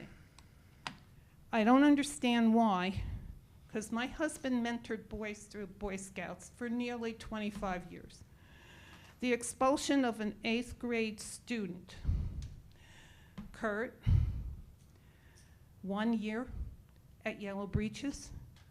I'd love to understand what this 8th grader did to deserve that. Because when he comes back into the school district, we're talking about social emotional here. What is that going to do to the student? And why are you laughing, Mr. Norcross? I'm sure you would love to know what a student did. Okay. Well, if he pulled a knife, keep in mind this is not a discussion, and if you'd wrap up your if he comments, pulled please. a knife, maybe the police should have came and arrested the kid. I don't know. I don't know. I'm just trying to get some clarity here, because since this board has come on board, it's been a year for these kids to be expelled. A year. So does the punishment fit the crime? I'm just... Yes. Okay, that's in your opinion. That's Okay. in your opinion. Okay, fine. All right. So, all right, Mrs. Jordan, anything else? so yeah, I'll have a formal statement to make about your war chest, because it is a big war chest, and I didn't realize it until Ben Raber brought it up. Okay, thank you. And I want the kids to start getting, I want the kids All right, to stop getting crumbs when they deserve a 5-course meal here. That's basically what this is all about, and stop smirking, Ed. And I know that you're finished, but I need to remind you that you address the presiding officer.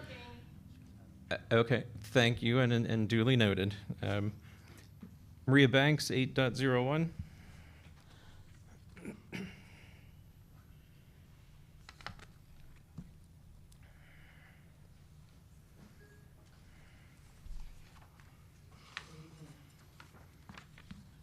I think you just need to hold it closer to you. Good evening. Bingo. My name is Maria Banks. I am the Truancy and Outreach Coordinator for both the middle schools and the high school, and I have been for 16 years. That is approximately 5,075 students that I serve. From August to May, we expect our scholars to show up and to invest in their education. They come here with a naive trust and sense that they will receive the best education that will prepare them for the next journey after education.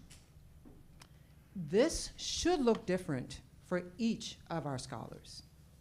Each of our scholars should have equitable access to the resources and skills necessary to empower and inform their individual education and cultural needs.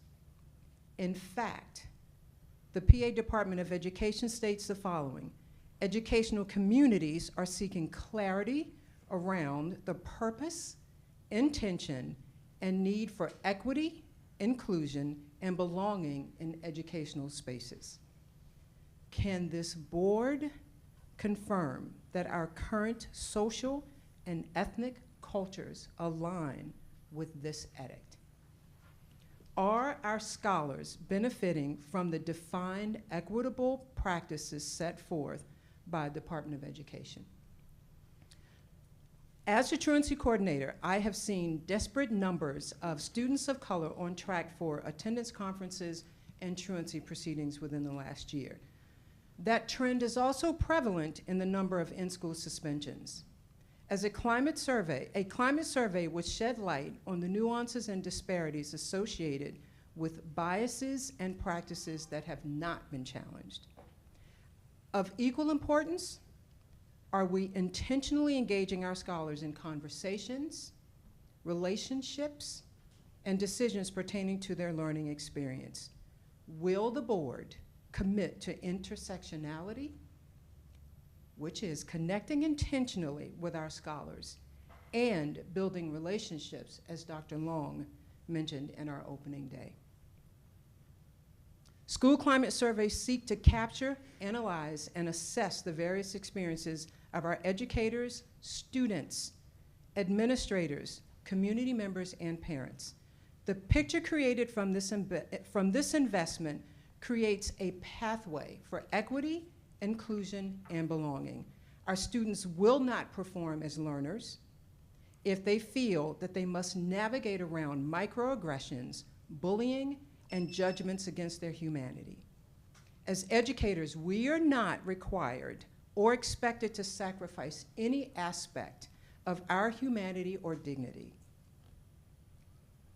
Our dignity as a condition of our employment. Why should our students be made to feel this as a condition of their presence and their educational journey? Have we asked our students if they feel that the spaces that they are in are judgment-free, safe, welcoming, just, empathetic, where their voices are heard, and a place where their dignity is honored, where biases, microaggressions, and dignity insults are acknowledged or correctly disrupted by every staff person engaged with the educational process? Can our scholars come to school and leave school feeling respected as human beings with untapped potential? Do they desire to come back to school the next day? Was this your experience? Was the culture and climate of your school a priority? Thank you. Thank you.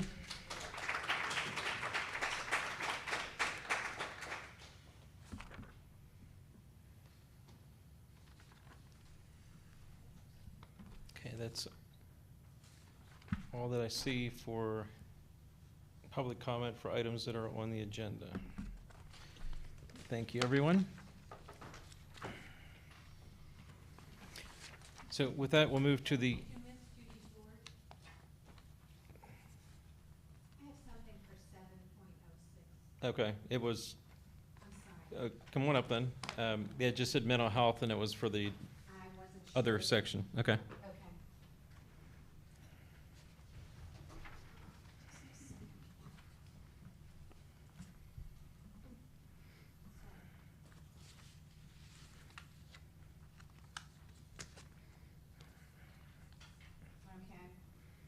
I'm sending this for a friend of mine who couldn't be here tonight.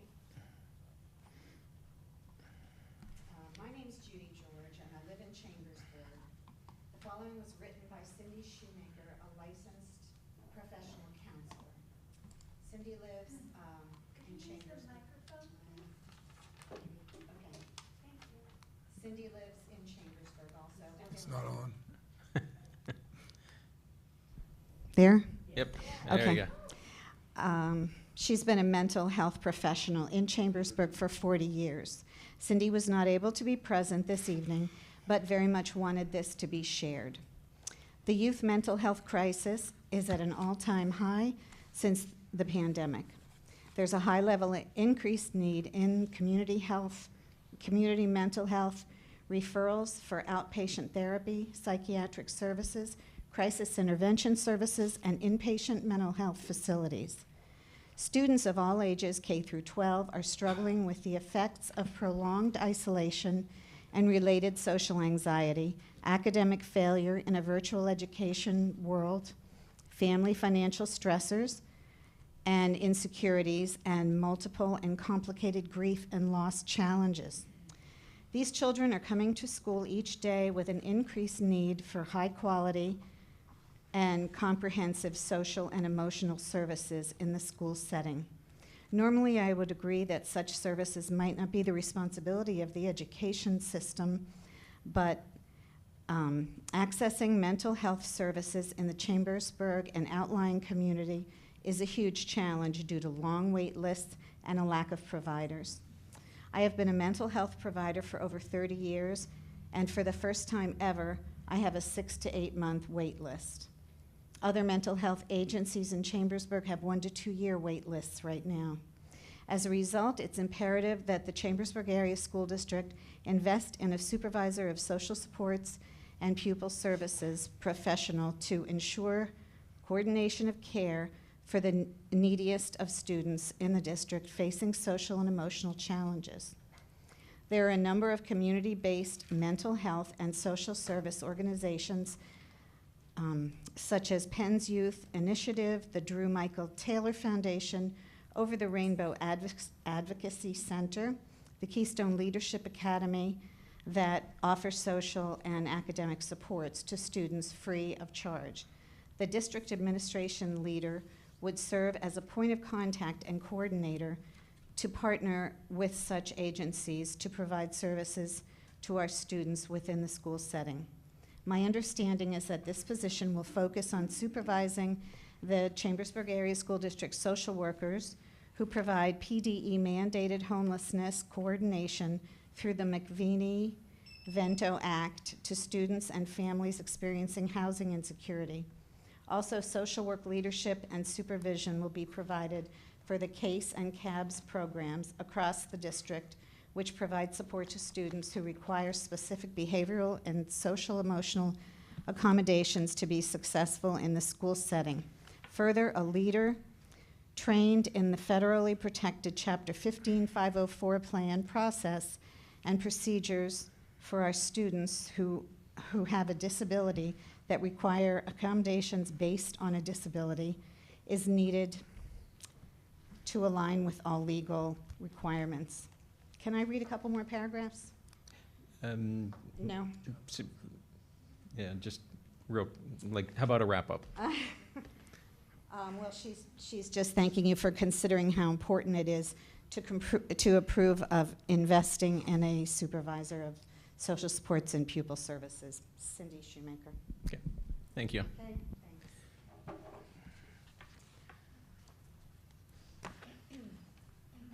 All right, so we will move to section 6, the consent agenda.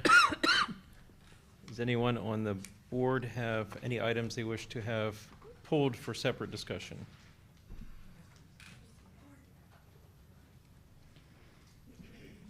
I'd like to do 6.04, please. 604. Any others?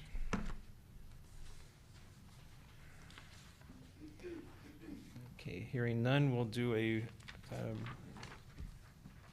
roll call vote, please, for all items on the consent. Actually, excuse me. May I have a motion to approve the consent agenda items except for 604? Move to approve. Thank you, Dr. Diller. And a second? Second. Thank you. All right.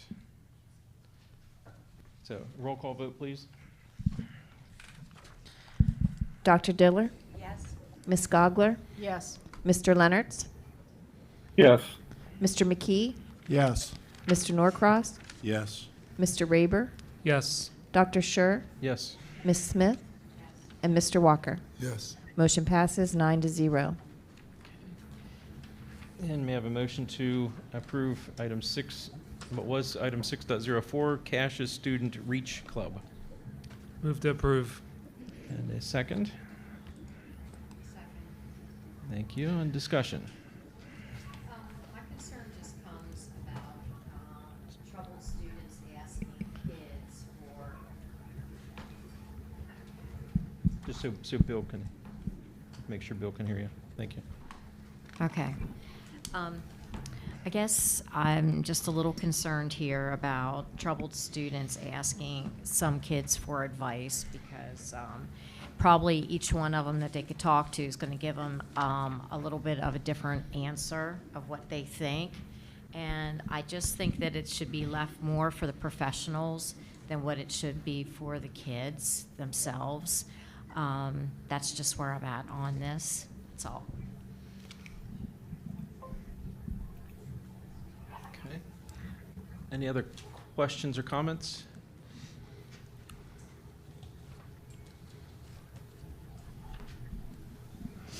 I think student mentoring can be good as long as there's proper supervision with it.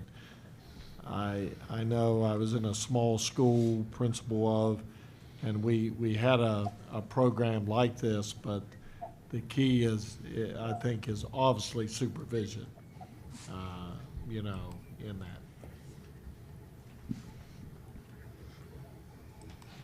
My 2 cents is just that I like the concept, and I think it's worth a try this first year, because I'm sure there's some students that, well, just say won't talk to anybody else.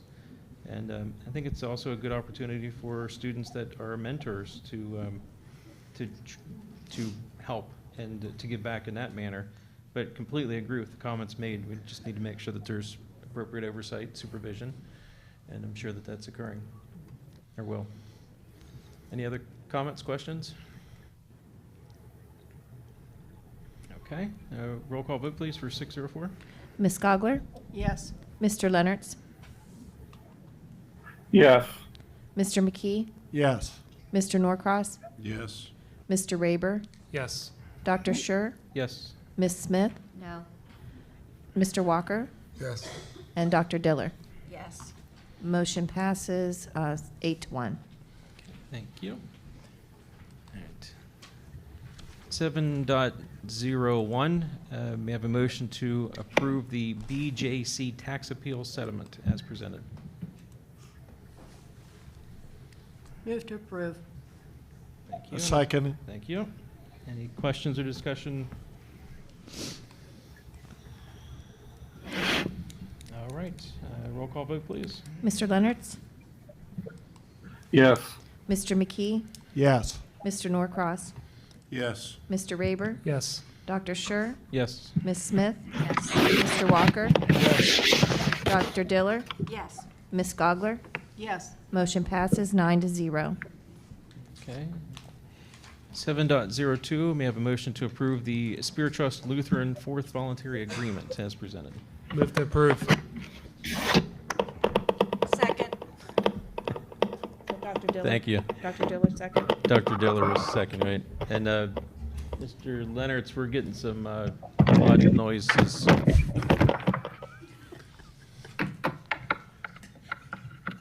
Almost sounds like a vaudeville thing. Is that better? Yes.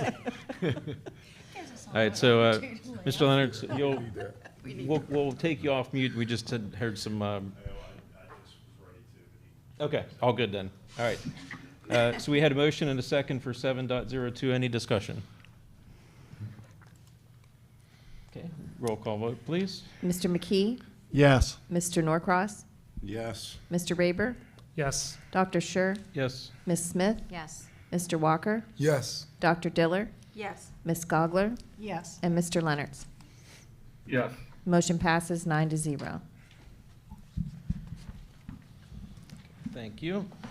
7.03, we have a motion to approve the 3 related arts positions as Move presented. to approve. Thank you. And a second? Second. Thank you. Discussion? Yeah, Dr. Schur, I'll make my comment now, which is really going to apply from 7:03 to 7:13. Tonight, we heard a lot of comments from the audience about fund balance. Previously, in board meetings, I've made a comment of tax and spend. Some of my colleagues never really liked that comment. This board is not there yet, tax and spend, I'm glad to say. I am concerned about our fiscal discipline, though. I think it is imperative for us as board members, as community representatives, to also be looking ahead. And when I say looking ahead, I mean years and years ahead. To that point, my personal view and my personal opinion that the largest constraint this district has right now is our long-term debt. No one ever talks about it, okay? And this is a long problem that this board and future boards are gonna have to deal with in this community for a long time. And we've gotten in this situation due to this deferred debt payment trap we have fallen into. Some people like to they use a fancy term and they call it wraparound financing. Well, when you have a $15 million bond and you're paying $10,000 a year on it right now, do you know when you're paying that off? Many, many, many years down the road. This wraparound financing, which we're currently in, it's a great concept if you can think or if you believe you're never going to have to add new debt. Because it's designed that it keeps your debt service level, and then you just ride it out over time. Makes perfect sense if you're never ever going to have to borrow money again. Well, hence my previous comment on looking ahead. We have 2 buildings that are going to have a large renovation coming in 4 or 5 years. Mr. Peters is shaking his head, yes. If we were to do a level financing on those 2 building renovations, I'm thinking we're somewhere between $3 and $4 million per year in annual debt service. Now, $4 million a year in debt service payment is 5 millage, 5 mils. That's over and above this past year's index. This is scary to me. It's probably a decision I won't have to make. My predecessor will have to make that. But I'm not going to shrug my shoulder or bury my head in the sand and act like I just not think it's going to be a problem. It's a concern of mine.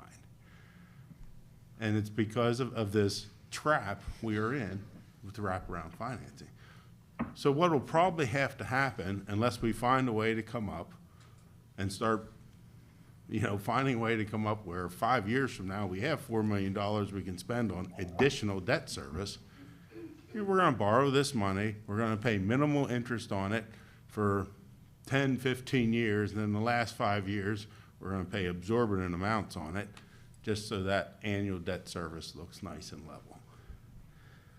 And then all the annual budget comments that we have beginning in April and May up through the end of June when we do our last budget vote, this discussion is going to happen for 10, 20 years. Just a footnote on the fund balance comments. Be careful with the fund balance, okay? There's still ESSER's money showing in that fund balance.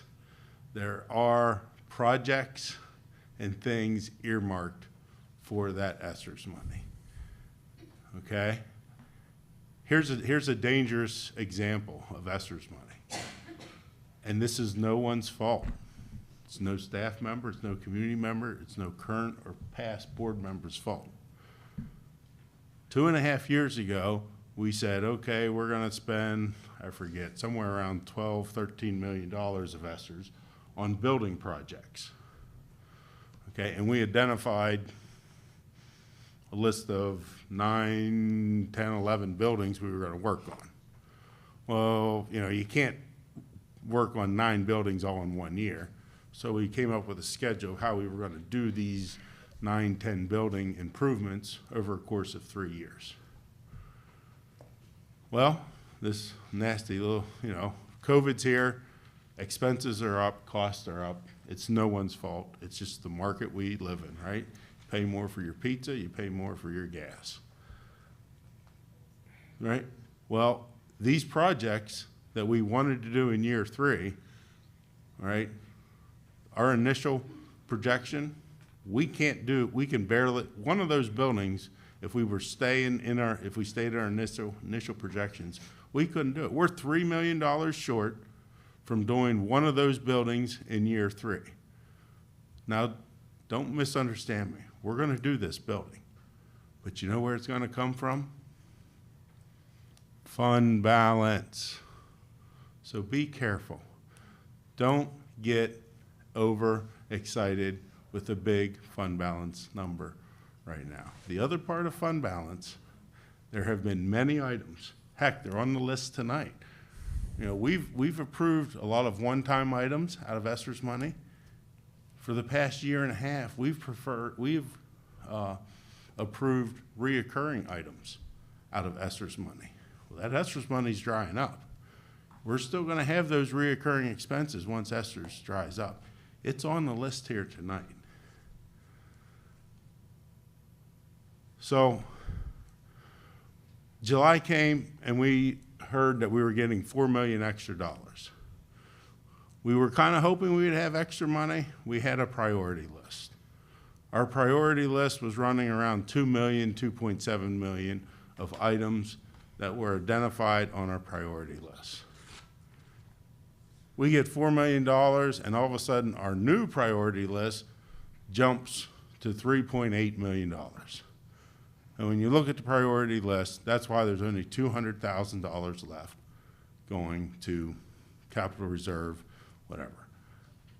I really firmly believe, as a board, we need to work on getting to a point where we can be putting $500,000 to $700,000 a year into capital reserve. If we can do that, in 5 years from now, it's going to be a $2.5 million per year to $3.5 million per year. And now we have that money we can start using for debt service. We can't keep spending every time we get more money. We have a big hill in front of us, and we have to save for it. During our CAL meeting in August, when we finally had a better idea what our number was going to be. It was $4 million. One of my colleagues made a recommendation. We need to talk about this in Finance Committee. I chimed right in. I absolutely agreed with that. We need to talk about in Finance Committee how we want to earmark this $4 million. And we didn't do that. We went out, we put a new priority list together. We called an impromptu personnel committee meeting, and we developed a new list. And then we went to a Finance Committee meeting, and we said, here's our list, because now we have all this new money. And then we go to Committee of Whole last week, and now we're here tonight to start voting on this list. This list continues to change. We started with a priority list that was around $2 to $2.7 million. We have $4 million extra dollars, there's $200,000 left. That priority list changed to $3.8 million. Now, as a board member, I so wish we would have followed the recommendation that was, the discussion that was had at the August CAL, all right? I don't like, as a board member, sitting here, and we're probably going to hear some, and I hope we do, because we're here for public discussion. But I don't like sitting here having to vote on 9, 10 different individual positions. I really wish this would have been handled. Here's the amount of money we're looking to, of this $4 million we're looking to spend right now. Administration, go spend it however you want. But we didn't do it. We decided to spend it. Now we're in this discussion tonight. Here we're going to vote on individual positions. I wish we were voting on a block of positions. That's what we were discussing last week. Exactly. But and in so much, my votes tonight are not necessarily against a position, because I'm not sure how to rank the positions. That's not my specialty. This list should be about $600,000 less. I'm not the one who can I don't feel I'm the one who should be making the decision where that 600,000 comes from. I'm concerned we have overspent our $4 million. And again, we could have simply saved it for the building that we still need to do, that we promised people we were going to do, and we don't have funding for that. Well, we do it. It's fund balance. So again, my votes tonight, there's 2 items on here that really make sense to me. The other items, my no vote is not that I am against the position. All right? Because there's money to get many of these positions, but not all of them. Kurt and Mr. Avery, Tammy, you can you were gonna- clarify, in our current fund balance, the 25, 30 million that we have, how much of that is ESSER funds? I'm putting you on the spot. My apologies. I don't have that number off the top of my head. I mean, I certainly can get that for you. The ESSER grants, though, we do a reconciliation with those, so we spend, we get the money. So there may be some ESSER money sitting in there, but it's again, the fund balance is one snapshot in time. It's June 30th of 2022. And so we calculate that each year. So it would be a little bit of work to do that, to dig that out. Yep, I understand. Does fund balance include bond redemption and improvement monies? I didn't get the first part of the question. Does fund balance report include bond redemption and improvement funding monies, i.e. restricted funds? There would be bond money sitting in the bank, but not in the fund balance. It would be a separate fund. It does include the capital reserve. It also includes what we call committed funds. So for our taxpayer relief monies that we get in that we have to push out, that would be in the committed. It has restricted funds, which are earmarked for specific things. It might be a grant that comes in. And it also has assigned fund balance, and that's basically those items where we feel we may have future needs. We may get, an additional, may need an additional special education class that comes up throughout the course of the year that we don't have money in the budget. We assign money for their unknown transportation costs, different categories we assign for that. And is there like a health insurance reserve component in there also? That's not in the fund balance. That sits in a separate fund.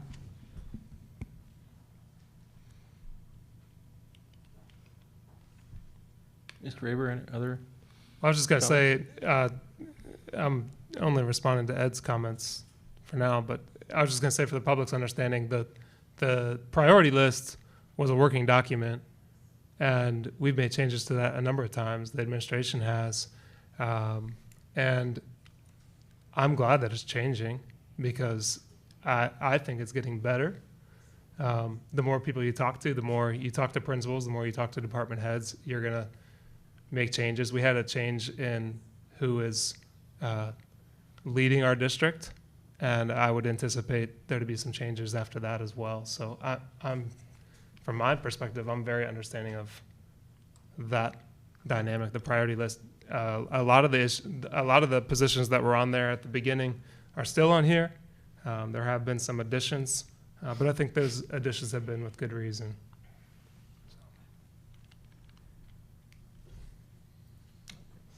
Did you have other comments then?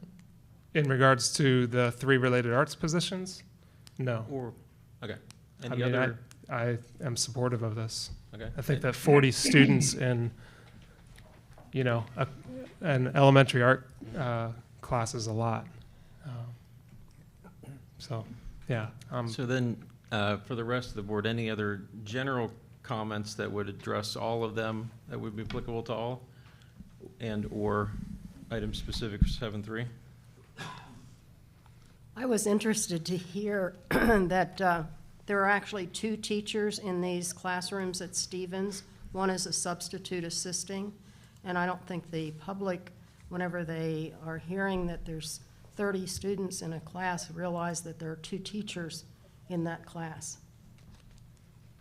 Mr. Woodman, you're leaning in. Yeah, we start the year with an ESS sub with all of our kindergarten classes, and because it rose so quickly, we kept the ESS subs in with the Stevens folks. You are correct, Faye. Anything else? Ms. Gaukler? No. You good? Okay. Huh? Well, I'm going to wait until you leave, then we'll vote. I'm kidding. Recess. Well, I'll make my comment. So I guess, Mr. Norcross, I understand what you're saying. I think this is kind of highlighting the challenge that we face, trying to find the right balance between short-term immediate needs and the longer term. Because similarly, obviously not to the same level, we know we're going to have to redo the turf field, and that's probably going to be $2 million now, and that's a couple years out. So we're trying, but there's always going to be that juxtapose of positions that we're going to have to take. I think the one concern that I have in general is that I'm concerned that we are, I can't think of the right word now, that we're cutting things too thin. Because I know or hear of, as we take these jobs and the responsibilities are pushed out to other individuals, then what I understand is, well, they weren't sitting around with nothing to do. So now they have to either absorb it, and that comes in one of two ways. Either something gets dropped or they have to do more. And to me, in many cases, when I hear stories of the individual, got something assigned to them from here, like they got this whole thing they now need to maintain or whatever, and they're coming in every single weekend, I think everybody's willing to pitch in for a period of time. But, when it's like, I need to work every single weekend just to get it done, or, that's a problem. Where I get concerned, or what I think is, I think we need to look at it and say, organizationally then, if it's unreasonable to think that people are going to continue to do that, it's burnout, we're going to have more attrition and other problems. So I think we need to look at it and say, well, what is it that we're not going to get done? What are we not going to submit to the state or whatever, that when we're required to, we're going to know it ahead of time, because we've already cut things so low that we just are going to be late. We recognize that, and that's just the way it's going to be. And if the state comes in and wants to have a chat, then we have a chat. But you can't just expect people to continue to give and give and give and give and give without getting burnt out. And so I just think that these positions are needed, and to support the short term and really the overall sustainability of the organization. So I tried to stall as much as I could till Mr. Walker came back. Anybody else got to throw something in? Yeah, I'll just say, we're coming out of a pandemic here.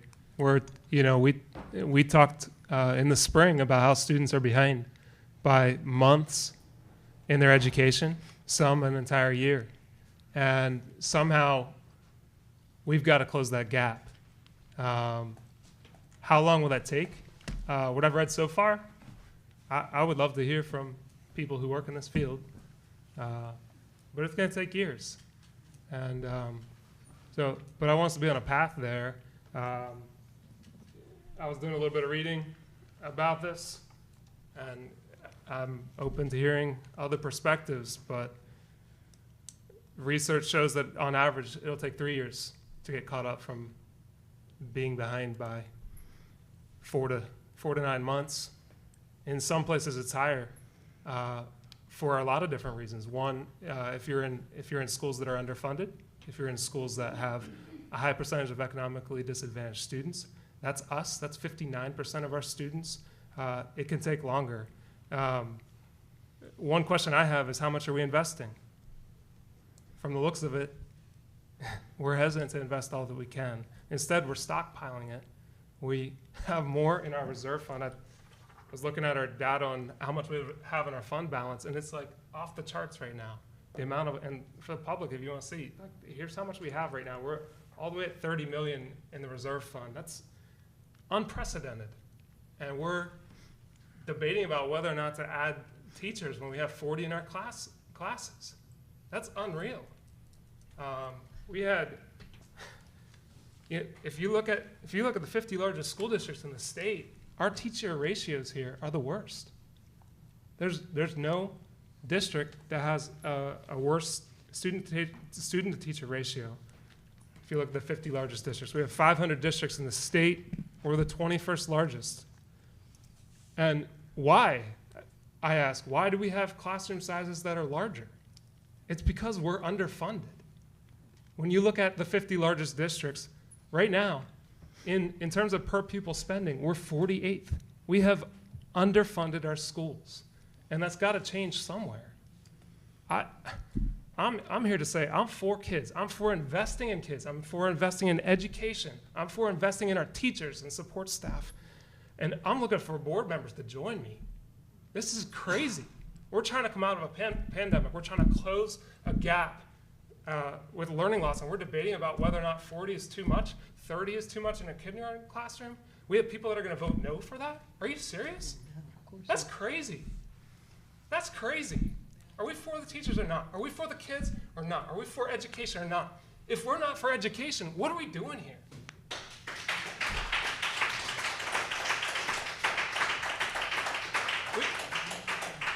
We all benefit from low taxes, but if we don't invest now, we're going to pay more. I've said this before.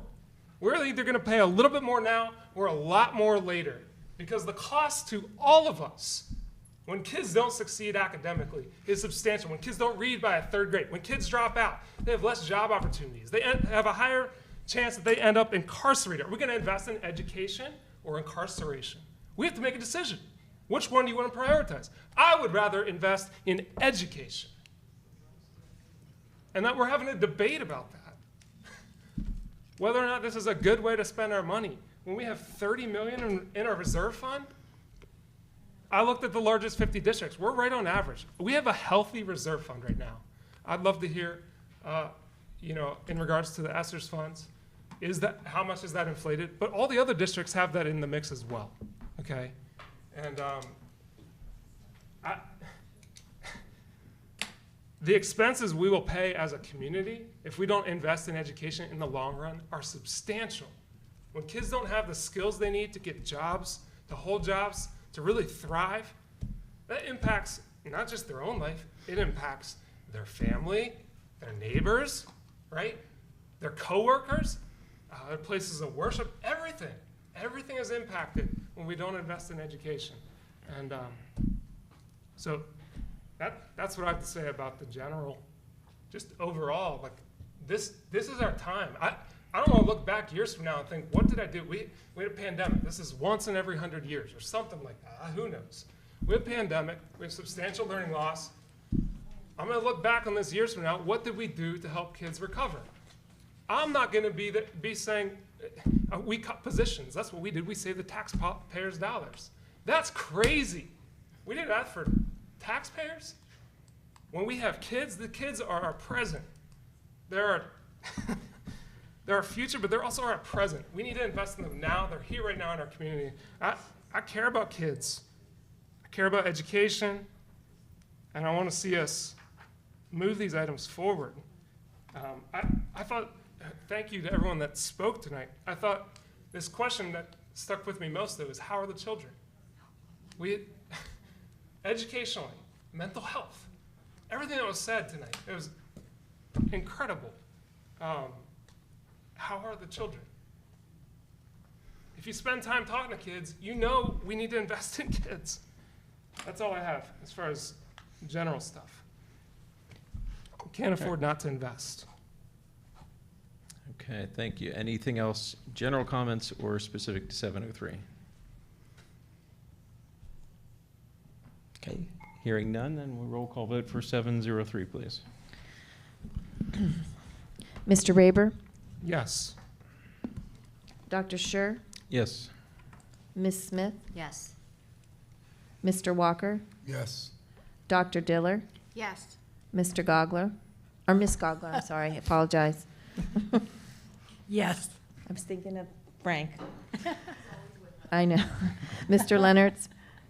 Yes. Mr. McKee? Yes. And Mr. Norcross? No. Motion passes 8-1. Okay, 704, may I have a motion to approve one kindergarten teacher? Move to approve. Second. Thank you. Any discussion on 704 kindergarten teacher? Okay, roll call vote, please. Dr. Scher? Yes. Ms. Smith? Yes. Mr. Walker? Yes. Dr. Diller? Yes. Ms. Gogler? Yes. Mr. Leonards? Yes. Mr. McKee? Yes. And Mr. Norcross? Oh, Mr. Norcross. 704? Yes. Yes. And Mr. Raber? Yes. Motion passes 9-0.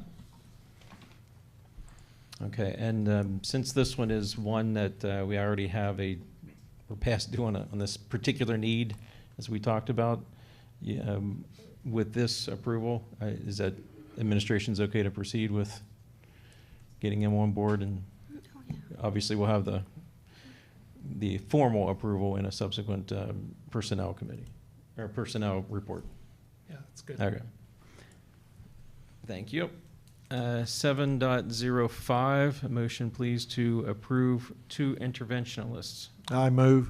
Second. Okay, discussion on 7.05.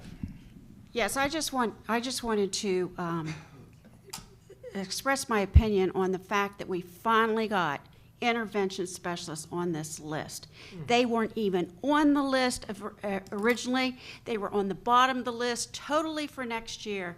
And I really, really struggle with putting in central office positions at the top when we can't find reading specialists, because the reading specialists are who are working with those kids after a pandemic.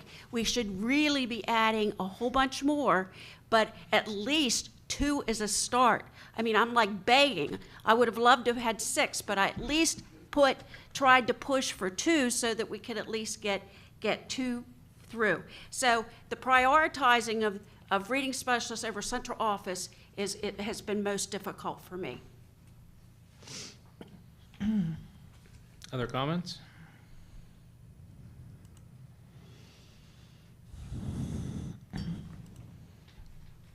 I think just my only general comment on it is, I think it's one of those, almost feels like Sophie's Choice situations that we're in.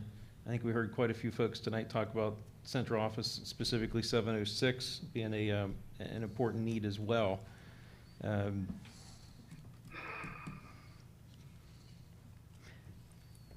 Well, I'll just leave it at that. No, actually, I'll make my other comment. The concern that I have also is just in general, that we asked administration to go out and come back with a prioritized list, and then they did. And essentially what we're saying is, you didn't come back with what we wanted you to. So I almost would say that in the springtime, when we do this exercise, it's not even bother going through and asking administration to give a prioritized list. We'll just tell them what they get. And I mean, because that's kind of how I feel this is working. But any other comments on 705 to intervention lists? Yeah, well, I think that's a concept we ought to think about. We ought to provide guidance on how much. And then we're not voting on individual positions. As a board, giving governance, just like we do at budget time. At budget, we vote on a tax increase. We don't, 99.9% of the expenditures from the taxes, we're just approving the amount. We're not approving positions. You want to talk about culture? Go ahead and put individual lists out there every meeting, and then we'll really have a great culture. All right, 705, any other comments? Okay, roll call vote, please. Ms. Smith? Yes. Mr. Walker? Yes. Dr. Diller? Yes. Ms. Gogler? Yes. Mr. Leonards? Yes. Mr. McKee? Yes. Mr. Norcross? Yes. Mr. Raber? Yes. And Dr. Scher? Yes. Motion passes 9-0. All right, 706, may I have a motion to approve the Supervisor of Social Supports and Pupil Access Services? Move to approve. And do I have a second? Second. Thank you, and discussion.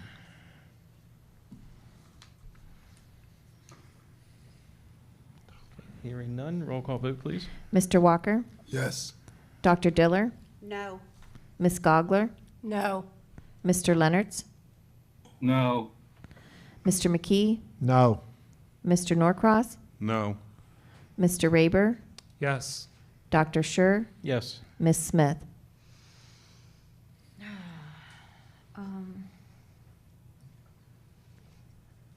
Yes. Motion fails 5-4.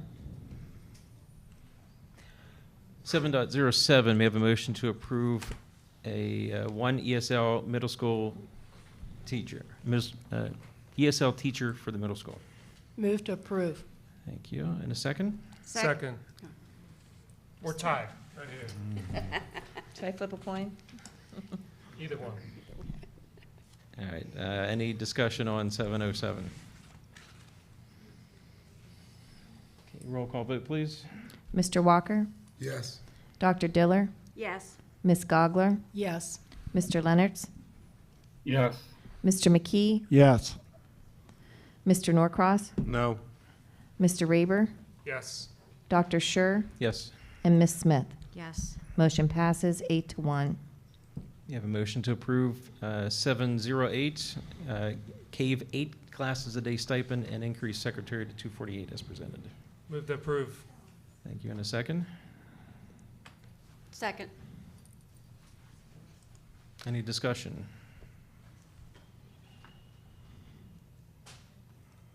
Okay, roll call vote, please. Dr. Diller, Yes. Ms. Gogler, Yes. Mr. Leonards, Yes. Mr. McKee, Yes. Mr. Norcross, No.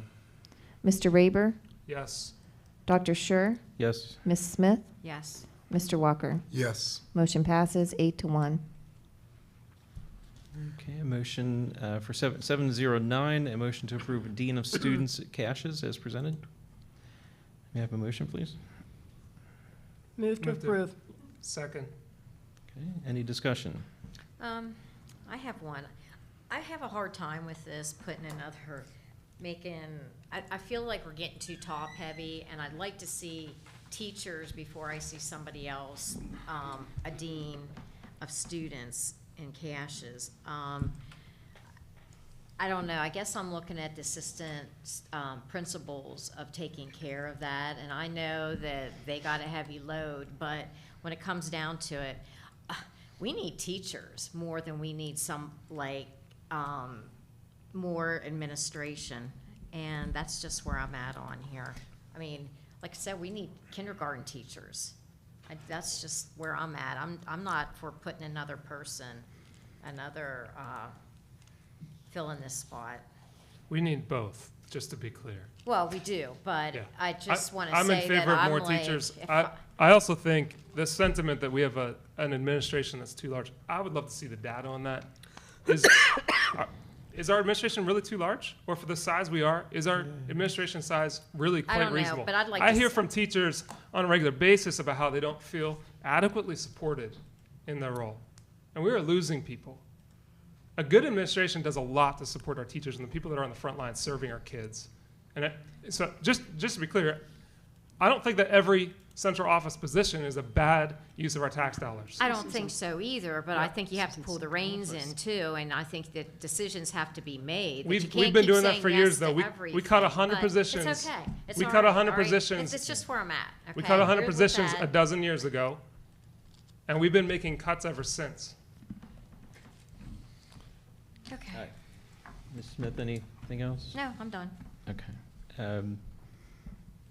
This was when we talked about this in committee before, this was the purpose of this is to, if I recall, take some of the transaction, I don't want to say transaction, but it's a very specific focus to allow the principals and other administration to be out and in the classrooms providing feedback and interaction, et cetera, if I recall, right? Mr. Yeah, when we were checking the priorities, this ended up being their number one priority. Their second priority was interventionist. They did give data to support this at the high school last year. There was over 5,700 referrals. That's a lot for our assistant principals to deal with. And our goal is to get our assistant principals and principals to be educational leaders. To do that, they need to be in the classroom. So a lot of the smaller discipline can be handled by the dean of students. So our principals and assistant principals can be in the classroom doing walkthroughs, supervision of what's to be taught. And in the end, we want to see that the learning improves. So that's a very important piece, is that our principals be instructional leaders. And with 5,700 referrals, they're in the office, they're dealing with discipline. So, Well, and teachers can't teach if there's not discipline being handled. I think the teacher supervision is a very important part, All right, any other questions, comments on 709? Okay, roll call vote, please. Dr. Diller? Yes. Ms. Gogler? Yes. Mr. Leonards? Yes. Mr. McKee? yes. Mr. Norcross? No. Mr. Raber? Yes. Dr. Scher? Yes. Ms. Smith? No. And Mr. Walker? Yes. Motion passes 7-2. 710, may I have a motion to approve the debt service savings to cap reserve transfer as presented? Move to approve. Thank you. Second. Second, thank you. Questions or discussion?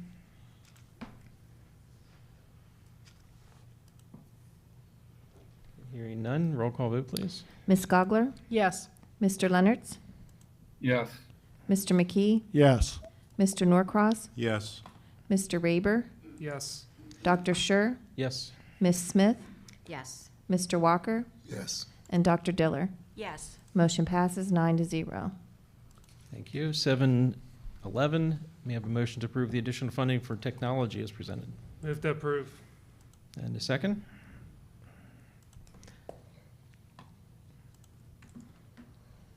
Second for approving the, for 711, additional funding for technology. Second. All right, discussion, questions? I'll just say, I So- think Good. we have added a lot on the plates of our folks in the technology department the past few years with shifting to every student having a Chromebook, increased tech needs everywhere. So I understand. Perhaps Dr. Long, if you would, just a few, it's $100,000, what's the additional funding include? I know we've talked about it at various committees, but since we're in a different format. Sure. This $100,000 is funding for equipment that is needed in the budget throughout the years to come. We added a lot of Chromebooks, like we said, over 10,000, and then there's other equipment that go along with those pieces to make them work in the server area, storage area, things like that, that we cannot produce a replacement cycle for. We also have many smart boards throughout the district that are old and are broken, and we need to put in a replacement cycle for that as well. We're looking at other funding to do that right now with ESSERS, but there's too many to do, and we have to continue that replacement cycle. So originally this ask was for $300,000, but we do have $200,000 in the ESSERS to pay for the software that is needed for the Chromebooks. So with that, then it's going to be there's going to be a request in the next year for an increase as well to pay for the software then.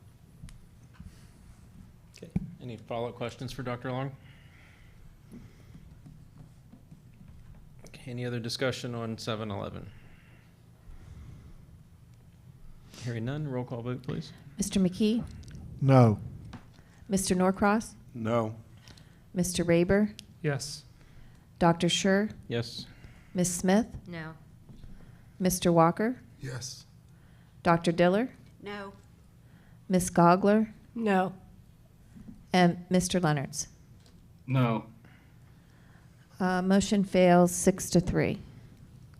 Thank you. 712, may I have a motion to approve the HVAC technician offset as presented? Move to approve. Thank you. And a second? Second. Thank you. Any questions, discussion on the HVAC technician position?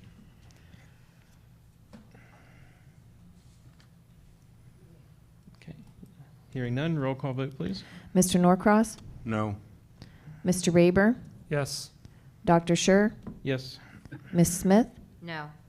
Mr. Walker? Yes. Dr. Diller? No. Ms. Gogler? No. Mr. Leonards? No. Mr. McKee? No.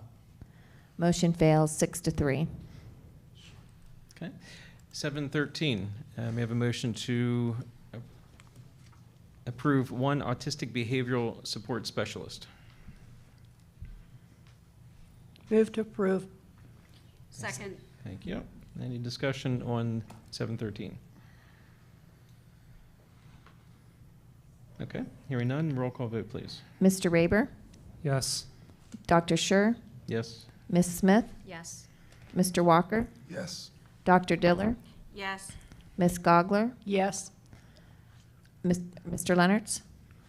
Yes. Mr. McKee? Yes. And Mr. Norcross? Yes. Motion passes 9-0. Okay, thank you. 8.01, we have a motion to approve the educational services proposal. I'd like to make a motion that this item be tabled. I have a motion that 8.01 be tabled. Second. And there's a second. Thank you, Ms. Gogler. There's no debate or amendments according to the cheat sheet here, so we'll go right to vote, roll call vote to table 8.01, please. Dr. Schur? Yes. Ms. Smith?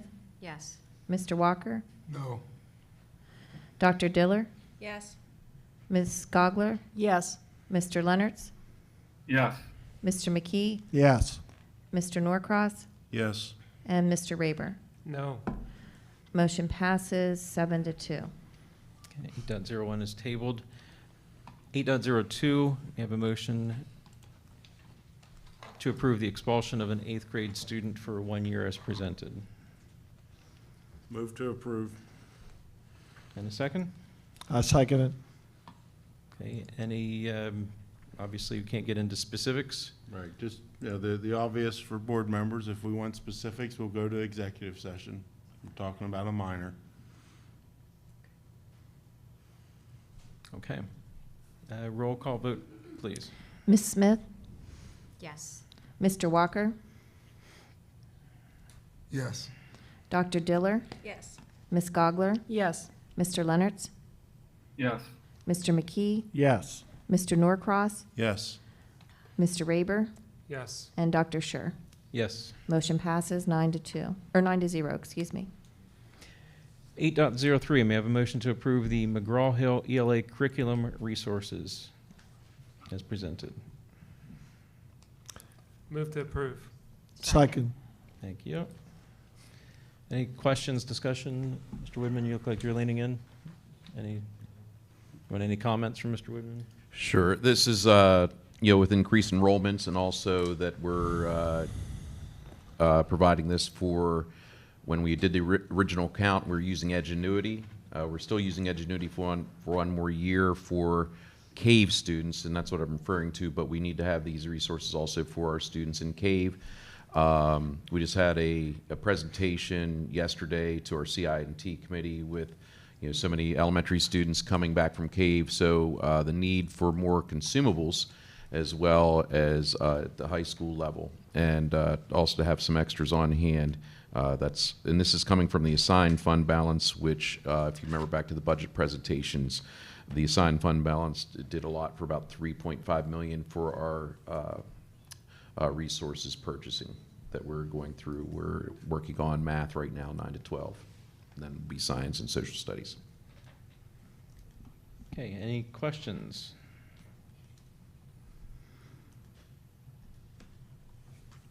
Okay, hearing none, roll call vote, and we're on 8.03.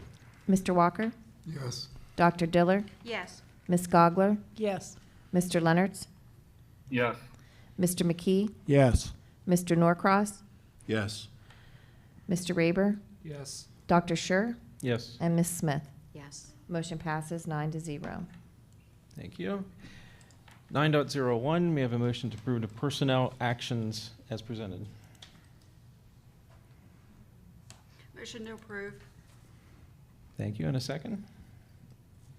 Second.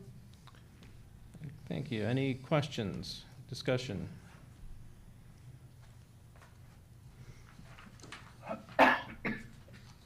Hearing none, roll call vote, please. Dr. Diller? Yes. Ms. Gogler? Yes. Mr. Leonards? Yes. Mr. McKee? Yes. Mr. Norcross? Yes. Mr. Raber? Yes. Dr. Schur? Yes. Ms. Smith? Yes. And Mr. Walker? Yes. Motion passes 9-0. All right, 9.02, we have a motion to approve additional compensation for secondary principals as presented. Move to approve. Thank you. And Second. Thank you. Discussion? Hearing none, roll call vote, please. Ms. Gogler? Yes. Mr. Leonards? Yes. Mr. McKee? Yes. Mr. Norcross? Yes. Mr. Raber? Yes. Dr. Schur? Yes. Ms. Smith? Yes. Mr. Walker? Yes. And Dr. Diller? Yes. Motion passes 9-0. Okay, thank you. May I have a motion to approve the list of computer facilitators for the present school year as presented? Move to approve. Second. Thank you, thank you. Any discussion, questions? Okay, hearing none, roll call vote, please. Mr. Leonards? Yes. Mr. McKee? Yes. Mr. Norcross? Yes. Mr. Raber? Yes. Dr. Schur? Yes. Ms. Smith? Yes. Mr. Walker? Yes. Dr. Diller? Yes. And Ms. Gogler? Yes. Motion passes 9-0. Thank you. 9.04, may I have a motion to approve the leadership program for the administration retreat as presented?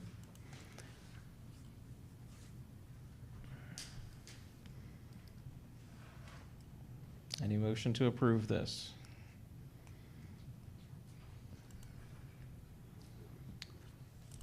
Okay. Hearing no motion to move, to approve it, it will be, it doesn't pass or get brought up. 10.01, committee reports. Just start at the end and go around, be quick, because it's like 10 o'clock. Mr. Raber, anything for the good of the order? Dr. Diller? Pass. Mr. Walker? I just want to give a shout out to the Transportation Committee Department. I went there the first day going back to school and seeing what really goes on. Wow. At one point she had 5 different sticky notes in front of her, a telephone, a walkie-talkie, and she was working and doing her thing. And then one of the other things that I was pleased to find out that the way they work with the boroughs, everything when there's construction going on, things I guess we don't normally even think about or take into consideration. It's a lot bigger thing going on behind the scenes that we're not aware of, and I just wanted to give a shout out and kudos. All right. Ms. Gogler? I'd just like to give a shout out to, I think I'm correct, that there were 2 other groups beside the NJROTC that helped with the getting schools ready for the return, the Honor Society and the lacrosse team. I'd just like to commend them for the help that they were to schools. Yeah, I'm sure that was greatly appreciated. As we heard already, there was a significant time crunch, so when Mr. Whitman told me they were helping out, I was quite stoked. Yeah. Yes, Mr. Walker. I'd also like to add in there with the Transportation Department for all the parents and everybody to, just to reiterate what you said earlier about a cutoff date.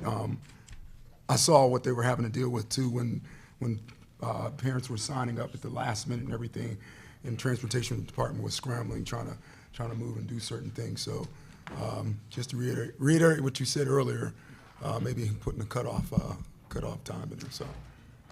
Administration will discuss it. You guys are going to do an after-action review type of thing, as I understand, get people together and what worked, what didn't work, all that kind of stuff, and then come back to us and say, here's how the hammer's going to come down next year. All right, Mr. Norcross. Yeah, JOC had our first meeting since our new leadership team took took their positions. As you know, Mr. Duffy retired as the director. Terry Miller is into that role. And then Dr. Leslie Schumann. Dr. Schumann, excuse me, thank you, Mrs. Gogler. Dr. Schumann is in as our assistant director. Very good reports. They were all stoked to an earlier term with the opening of school. And just one fiscal comment, career tech budget was down this year, and Chambersburg is paying less to the career tech budget. I think over the past 4 years has had past 3 years has had a 4% increase cumulative over 3 years, and the school was running just fine. All right. Mr. McKee? No, sir. Mrs. Smith? No. All right, and for me, the LIU, well, the highlights are in the committee report section. All right, 11.01, members of the audience invited to come on, comment. Mark? Oh, I'm sorry, Mr. Leonards, forgive me. I looked around the table and I forgot to look up, so yes, could you, please? No problem. The Finance Committee, we had a meeting on the 8th of September. The notes are in the board docs, but I wanted to thank Mr. Norcross tonight for putting our healthy budget balance. There's no denying right now it's a healthy budget balance. But I want to thank him for putting it into perspective, because it doesn't take long to spend that balance down. If you look ahead, what's coming down the road, and nobody talks about this except Mr. Norcross did bring it up, a couple of them up tonight. But if you look down the road 5 years from now, there's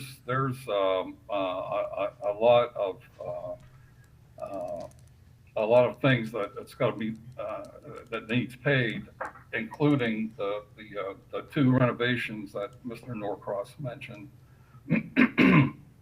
Excuse me, and the other one was the service debt, and now's the time to start saving for those things. Not 5 years from now, not when you need the money, not when now's the time.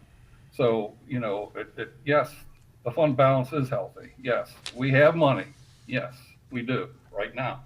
But there's a purpose for putting it aside for things to come in the future. We want to take care of our buildings. We have lots of buildings in this district to take care of. And we can't constantly go out looking for bonds to fund all this.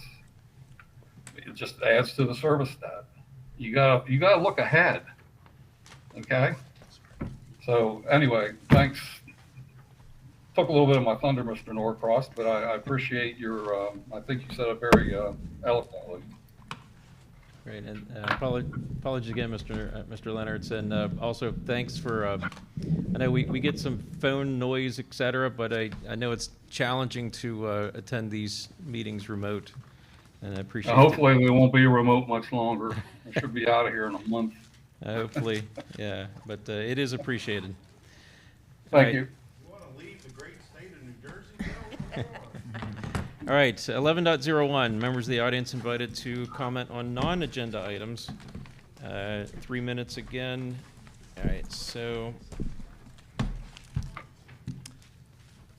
Ms. Mosley Harper, you had down the climate survey. Do you have? Okay, so go ahead. Okay.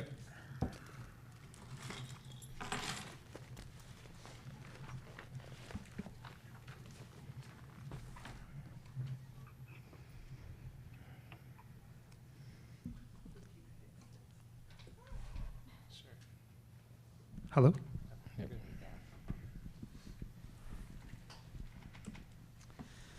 I am a taxpayer, Renata Mosley Harper. I'm also pastor. I also am a recipient of various emails that are communicated to those of you on the school board, as well as to other people within the community. Very rarely do I respond, but I am reading them.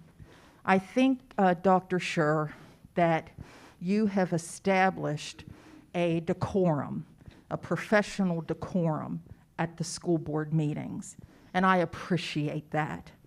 I'm very impressed with Mr. Widman and Dr. Long and all of the staff of administration.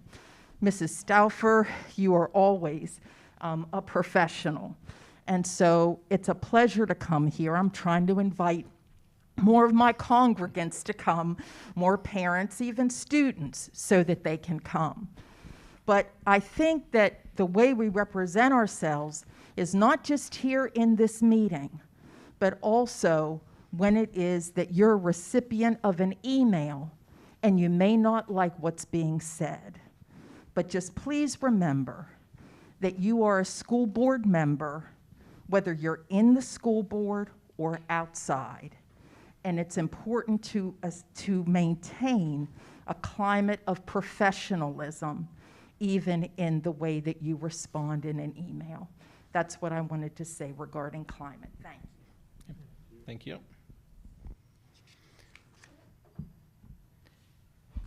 All right, Jeanette Gearhart.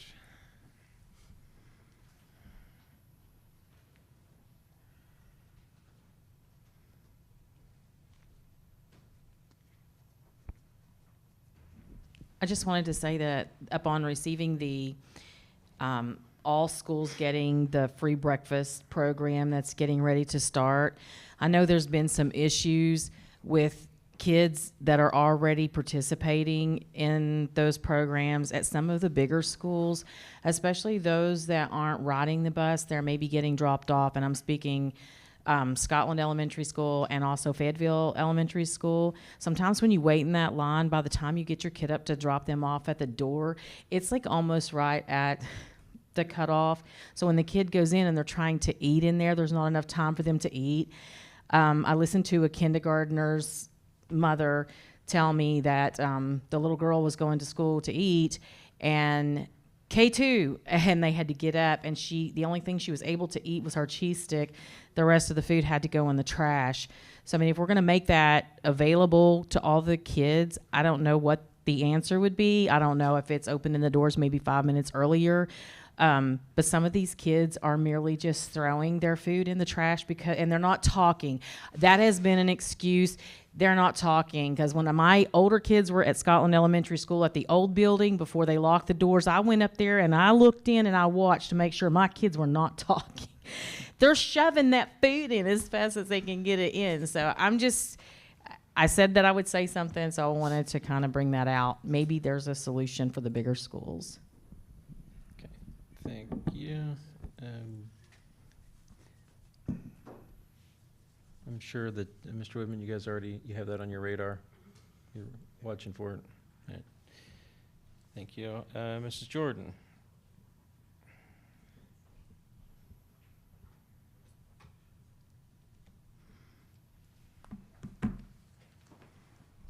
I'd like to correct what was said here tonight in regard to the budget.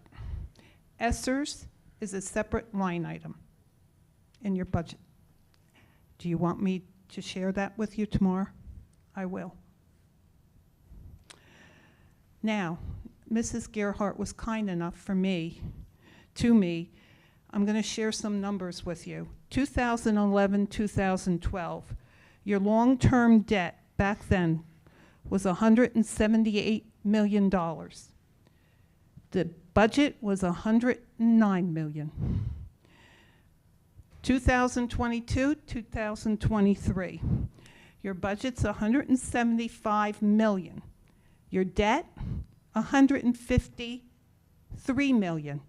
You have paid down your debt. Now I'm going to give you some historical data, and you're going to receive that tomorrow morning. Fund balance, 2007, 2008, $4.3 million. 2011, 2012, $5 million. 2012, 2013, $7.5 million. 2013, 2014, $9 million. 2014, 2015, $12 million. 2015, 2016, 8.2 million. 2016, 2017, 6 million. The same with 2017, 2018. 6.3 million. 2019, 2018, 2019, 7.9 million. 2019, 2020, 6 million. 2020, 2021, 8 million. 2021, 2022. Here we go with the war chest. 21 million.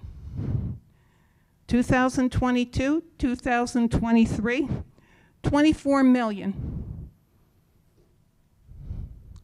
Think about that, okay? And you voted no on several positions tonight, and I don't understand it. I did line item transfers. They are legal to do. If you don't want to listen to the administration, why are you even looking for a superintendent? Okay? I don't know whether you really want that job after tonight. They basically, Kurt told you, no. So, I mean, really. And March, you have to wait till March. I don't get that either. Okay? And I hope parents are involved in the process for the superintendent search. And I'd like to volunteer in one of the schools to read, okay? I'd like to do that. I've said this before. And I don't know what the process is. Maybe I'll reach out to you, Kurt. Because my husband and I have dealt with kids for many, many years. And we love children, and I've said this to you. And again, I had a prepared statement. My husband told me not to read it. So he said, just stick with the numbers. So I am going to stick with the numbers. Okay. And I hope you get to understand a school budget or any budget like I understand it.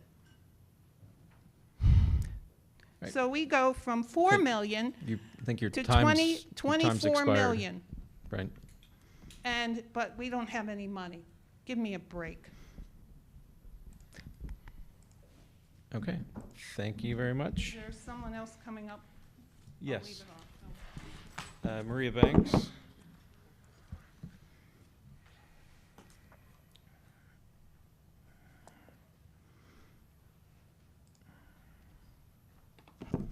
Thank you. I'm Maria Banks. Other than being the truancy and outreach coordinator, I am also the student voice coordinator as well. So these comments are regarding the student voice, but it is also, yes, associated with school climate. A question that I do have is, has the district aligned with the Public School Code Act 44? We realize that there is a risk in conducting a school climate survey. However, there's a greater risk in not doing so. I too, like my kindred sister here, am reminded of a Maasai African tribe proverb, Kasirian Anjuri. And it does ask, it is translated, how are the children? I'm humbled by this reminder. Daily is my responsibilities that I commit to intentionally engage in relationships that have the potential to empower. Conversely, I am also keenly aware of the level of power my position affords me as the truancy coordinator. My personal goal is to intentionally find the balance between acknowledging that perception of my power and my desire to authentically connect and intersect with all of my scholars and their families. With less than 5 people of color at Cassius alone, and looking with eyes wide open at this group, it doesn't get any clearer than the need for having continued discussions about recruiting and retaining educators who can create culturally sensitive opportunities for growth. There are long-standing effects of this disparity. A climate survey seeks to glean insight into who is affected and what is affected by this imbalance. Can we continue to risk not looking constructively at this investment? Furthermore, I think that it is misguided to assume that someone else other than the professionals can interpret and analyze the results for a school climate survey. I have over 30 artifacts from students who were giving us space to share their frustrations and the brokenness that they have felt in the last year. I'm humbled by what I read. My heart is broken by what I read. There are additional artifacts. I have 30 of them. Our scholars are showing signs of increased emotional and mental health challenges, which our counselors have already spoken to, now more than ever. Our guidance counselors, teachers, and all other faculty educators are experiencing the shared fracturing of our learning community. Take Back Our Schools is a positive initiative at the high school, but I also feel that it is a result of the real effects of a fractured and imbalanced community. There must be a sincere and intentional investment made for our district to be a strong and inclusive Trojan nation, or a place of learning and belonging. Our scholars and educators are giving us clues about the spaces that they occupy. There are daily signs that we are not a balanced community. Are we listening?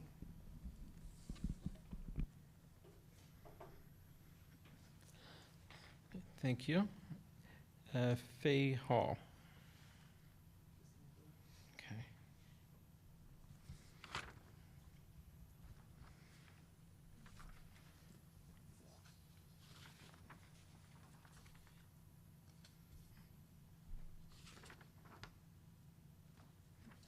Okay, and then I have one other that I saw on the list, Naomi Raper.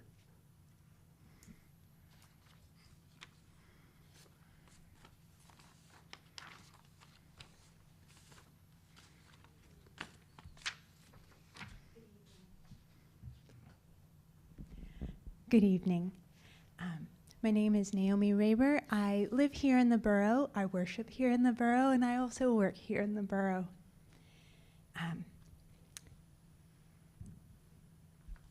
I can tell you I love numbers and I love to analyze things.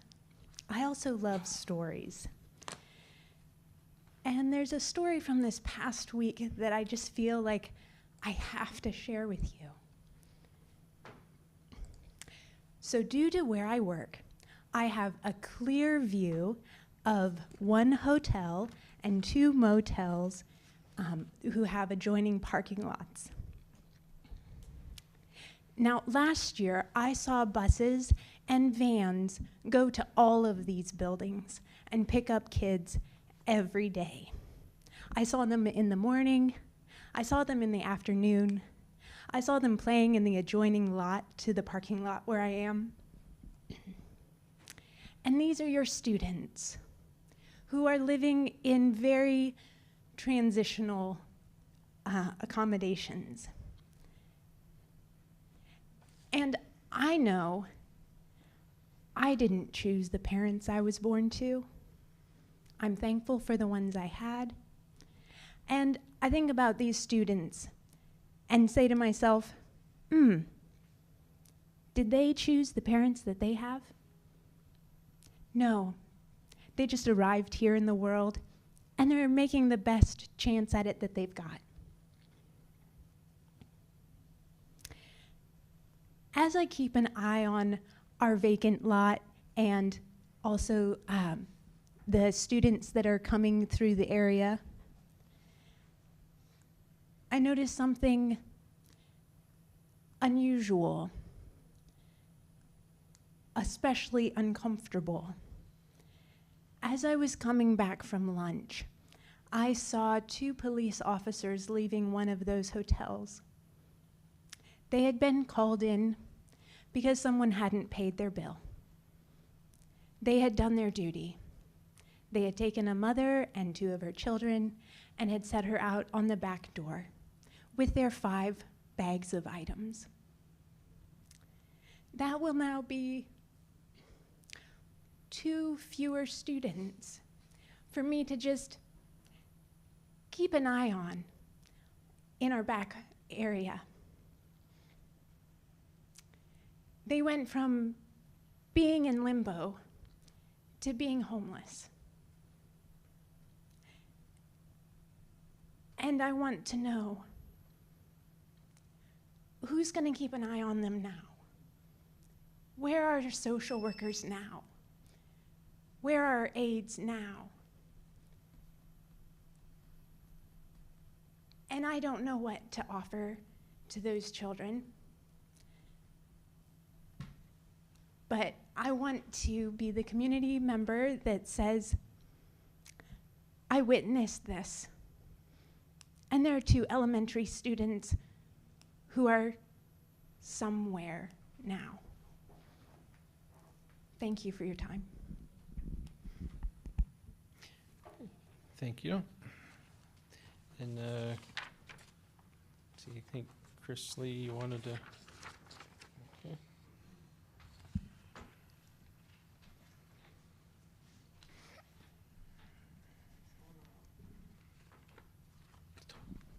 Dawn?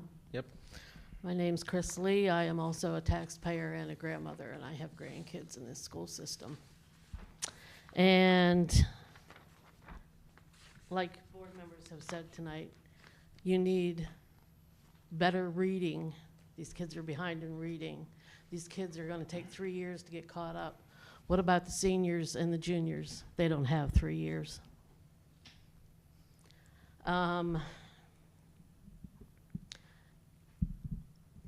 Being that they need more reading and they need more teachers, why are we spending 30 minutes a day on something like SEL, CRT, which is just Marxism? That does not need to be in the school system. They need to be taught what they are to be taught so they can leave, graduate, and get a job. CRT, SEL has nothing to do with putting them into the future to get a job. The other thing is, I also have other concerns. Yes, we have a lot of social workers here. I do agree there's a lot of mental illness in the school. It doesn't take a genius to figure it out. All you have to do is look. Open your eyes and look. A lot of mental illness. Which brings me to one of the reasons why I'm here. Are you all aware that there was an incident at the career school, and I don't mean the VOTEC side, I mean the other side, where a girl that decides she's a boy used the boys' bathroom. There was 2 or 3 students in there at the time, reported it to the office, and they said, we'll check it out on camera. The next day, the principal of that school called the one student in and questioned him about it, and he said, I can't do anything about it. He said, if you're uncomfortable going in there when there's a girl in there, this is the boys' restroom, mind you, then don't use the restroom. Excuse me? These boys' parents pay taxes as well. And you're telling them they can't use the restroom if they're uncomfortable? Just don't go in there. Where are they to go? In their pants. And they're junior and senior age kids, and you're telling them there's no bathroom for them to go to? Here's the thing. If you're a male and you feel like a girl that day, still use the male's bathroom, because biologically you are a male. There are only 2 genders. And this mental illness that we talk about is exactly that. All these different genders is a mental illness. It's all to get attention. It's all to get whatever they're lacking, okay? Don't feed into it. You don't give an alcoholic alcohol. You don't give a drug addict more drugs because you're just feeding into it and enabling them. Stop with the coddling and the catering to them. If you're a girl, you better be using the girls' restroom, because what's going to happen if that girl gets raped, gone in the boys' bathroom? Who's getting in trouble? The boy that rapes her. No, it's her fault. Why are you in there? You are a girl. Whether you feel like a boy that day or not makes no difference. You should be using the girls' bathroom. If you're a boy and you go in the girls' restroom, I guarantee you, I know a lot of dads in this area, their girls go home and say there was a boy in their bathroom. They're not coming here. They're not calling the police. They're going to take their matters into their own hands. Okay? So this stuff needs to be addressed. If you need a whole separate bathroom for these people, make one.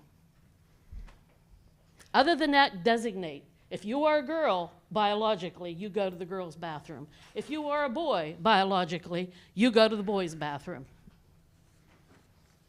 That's it. All right. Thank you. Because these kids are not to be told, just don't go in there. No, tell them not to go in there. How about that? All right. Stop coddling. Okay, thank you. All right. Let's see, I'm sorry, your name again? There it is. Okay. Okay. Thank you again. Christy Unger, taxpayer, parent. Though I no longer supervise or administer direct service programs, as a student service professional, I would be remiss to not support your social workers tonight. And not just your social workers, but your mental health and other student service professionals that are working in your buildings that are doing a tremendous job. They are serving students, they are changing lives, they are doing above and beyond what can be expected of the resources that they have. But I now predict that your turnover of these positions is going to cost you more than that position would have cost tonight. I think I've worked in a variety of programs and leadership, and I know the cost to post positions. I know the cost to interview, and I predict you're going to have some turnover, if not among social workers and mental health professionals, then among the administrators that are being given the additional legal work and reporting. So, thank you. Thank you. All right, so one just announcement is that we have executive session at the end here on personnel. And with that, may I have a motion to adjourn? Come on, someone. Motion to adjourn? Can I have a motion to adjourn? Thank you. In a second. Thank you. Thank you, everyone.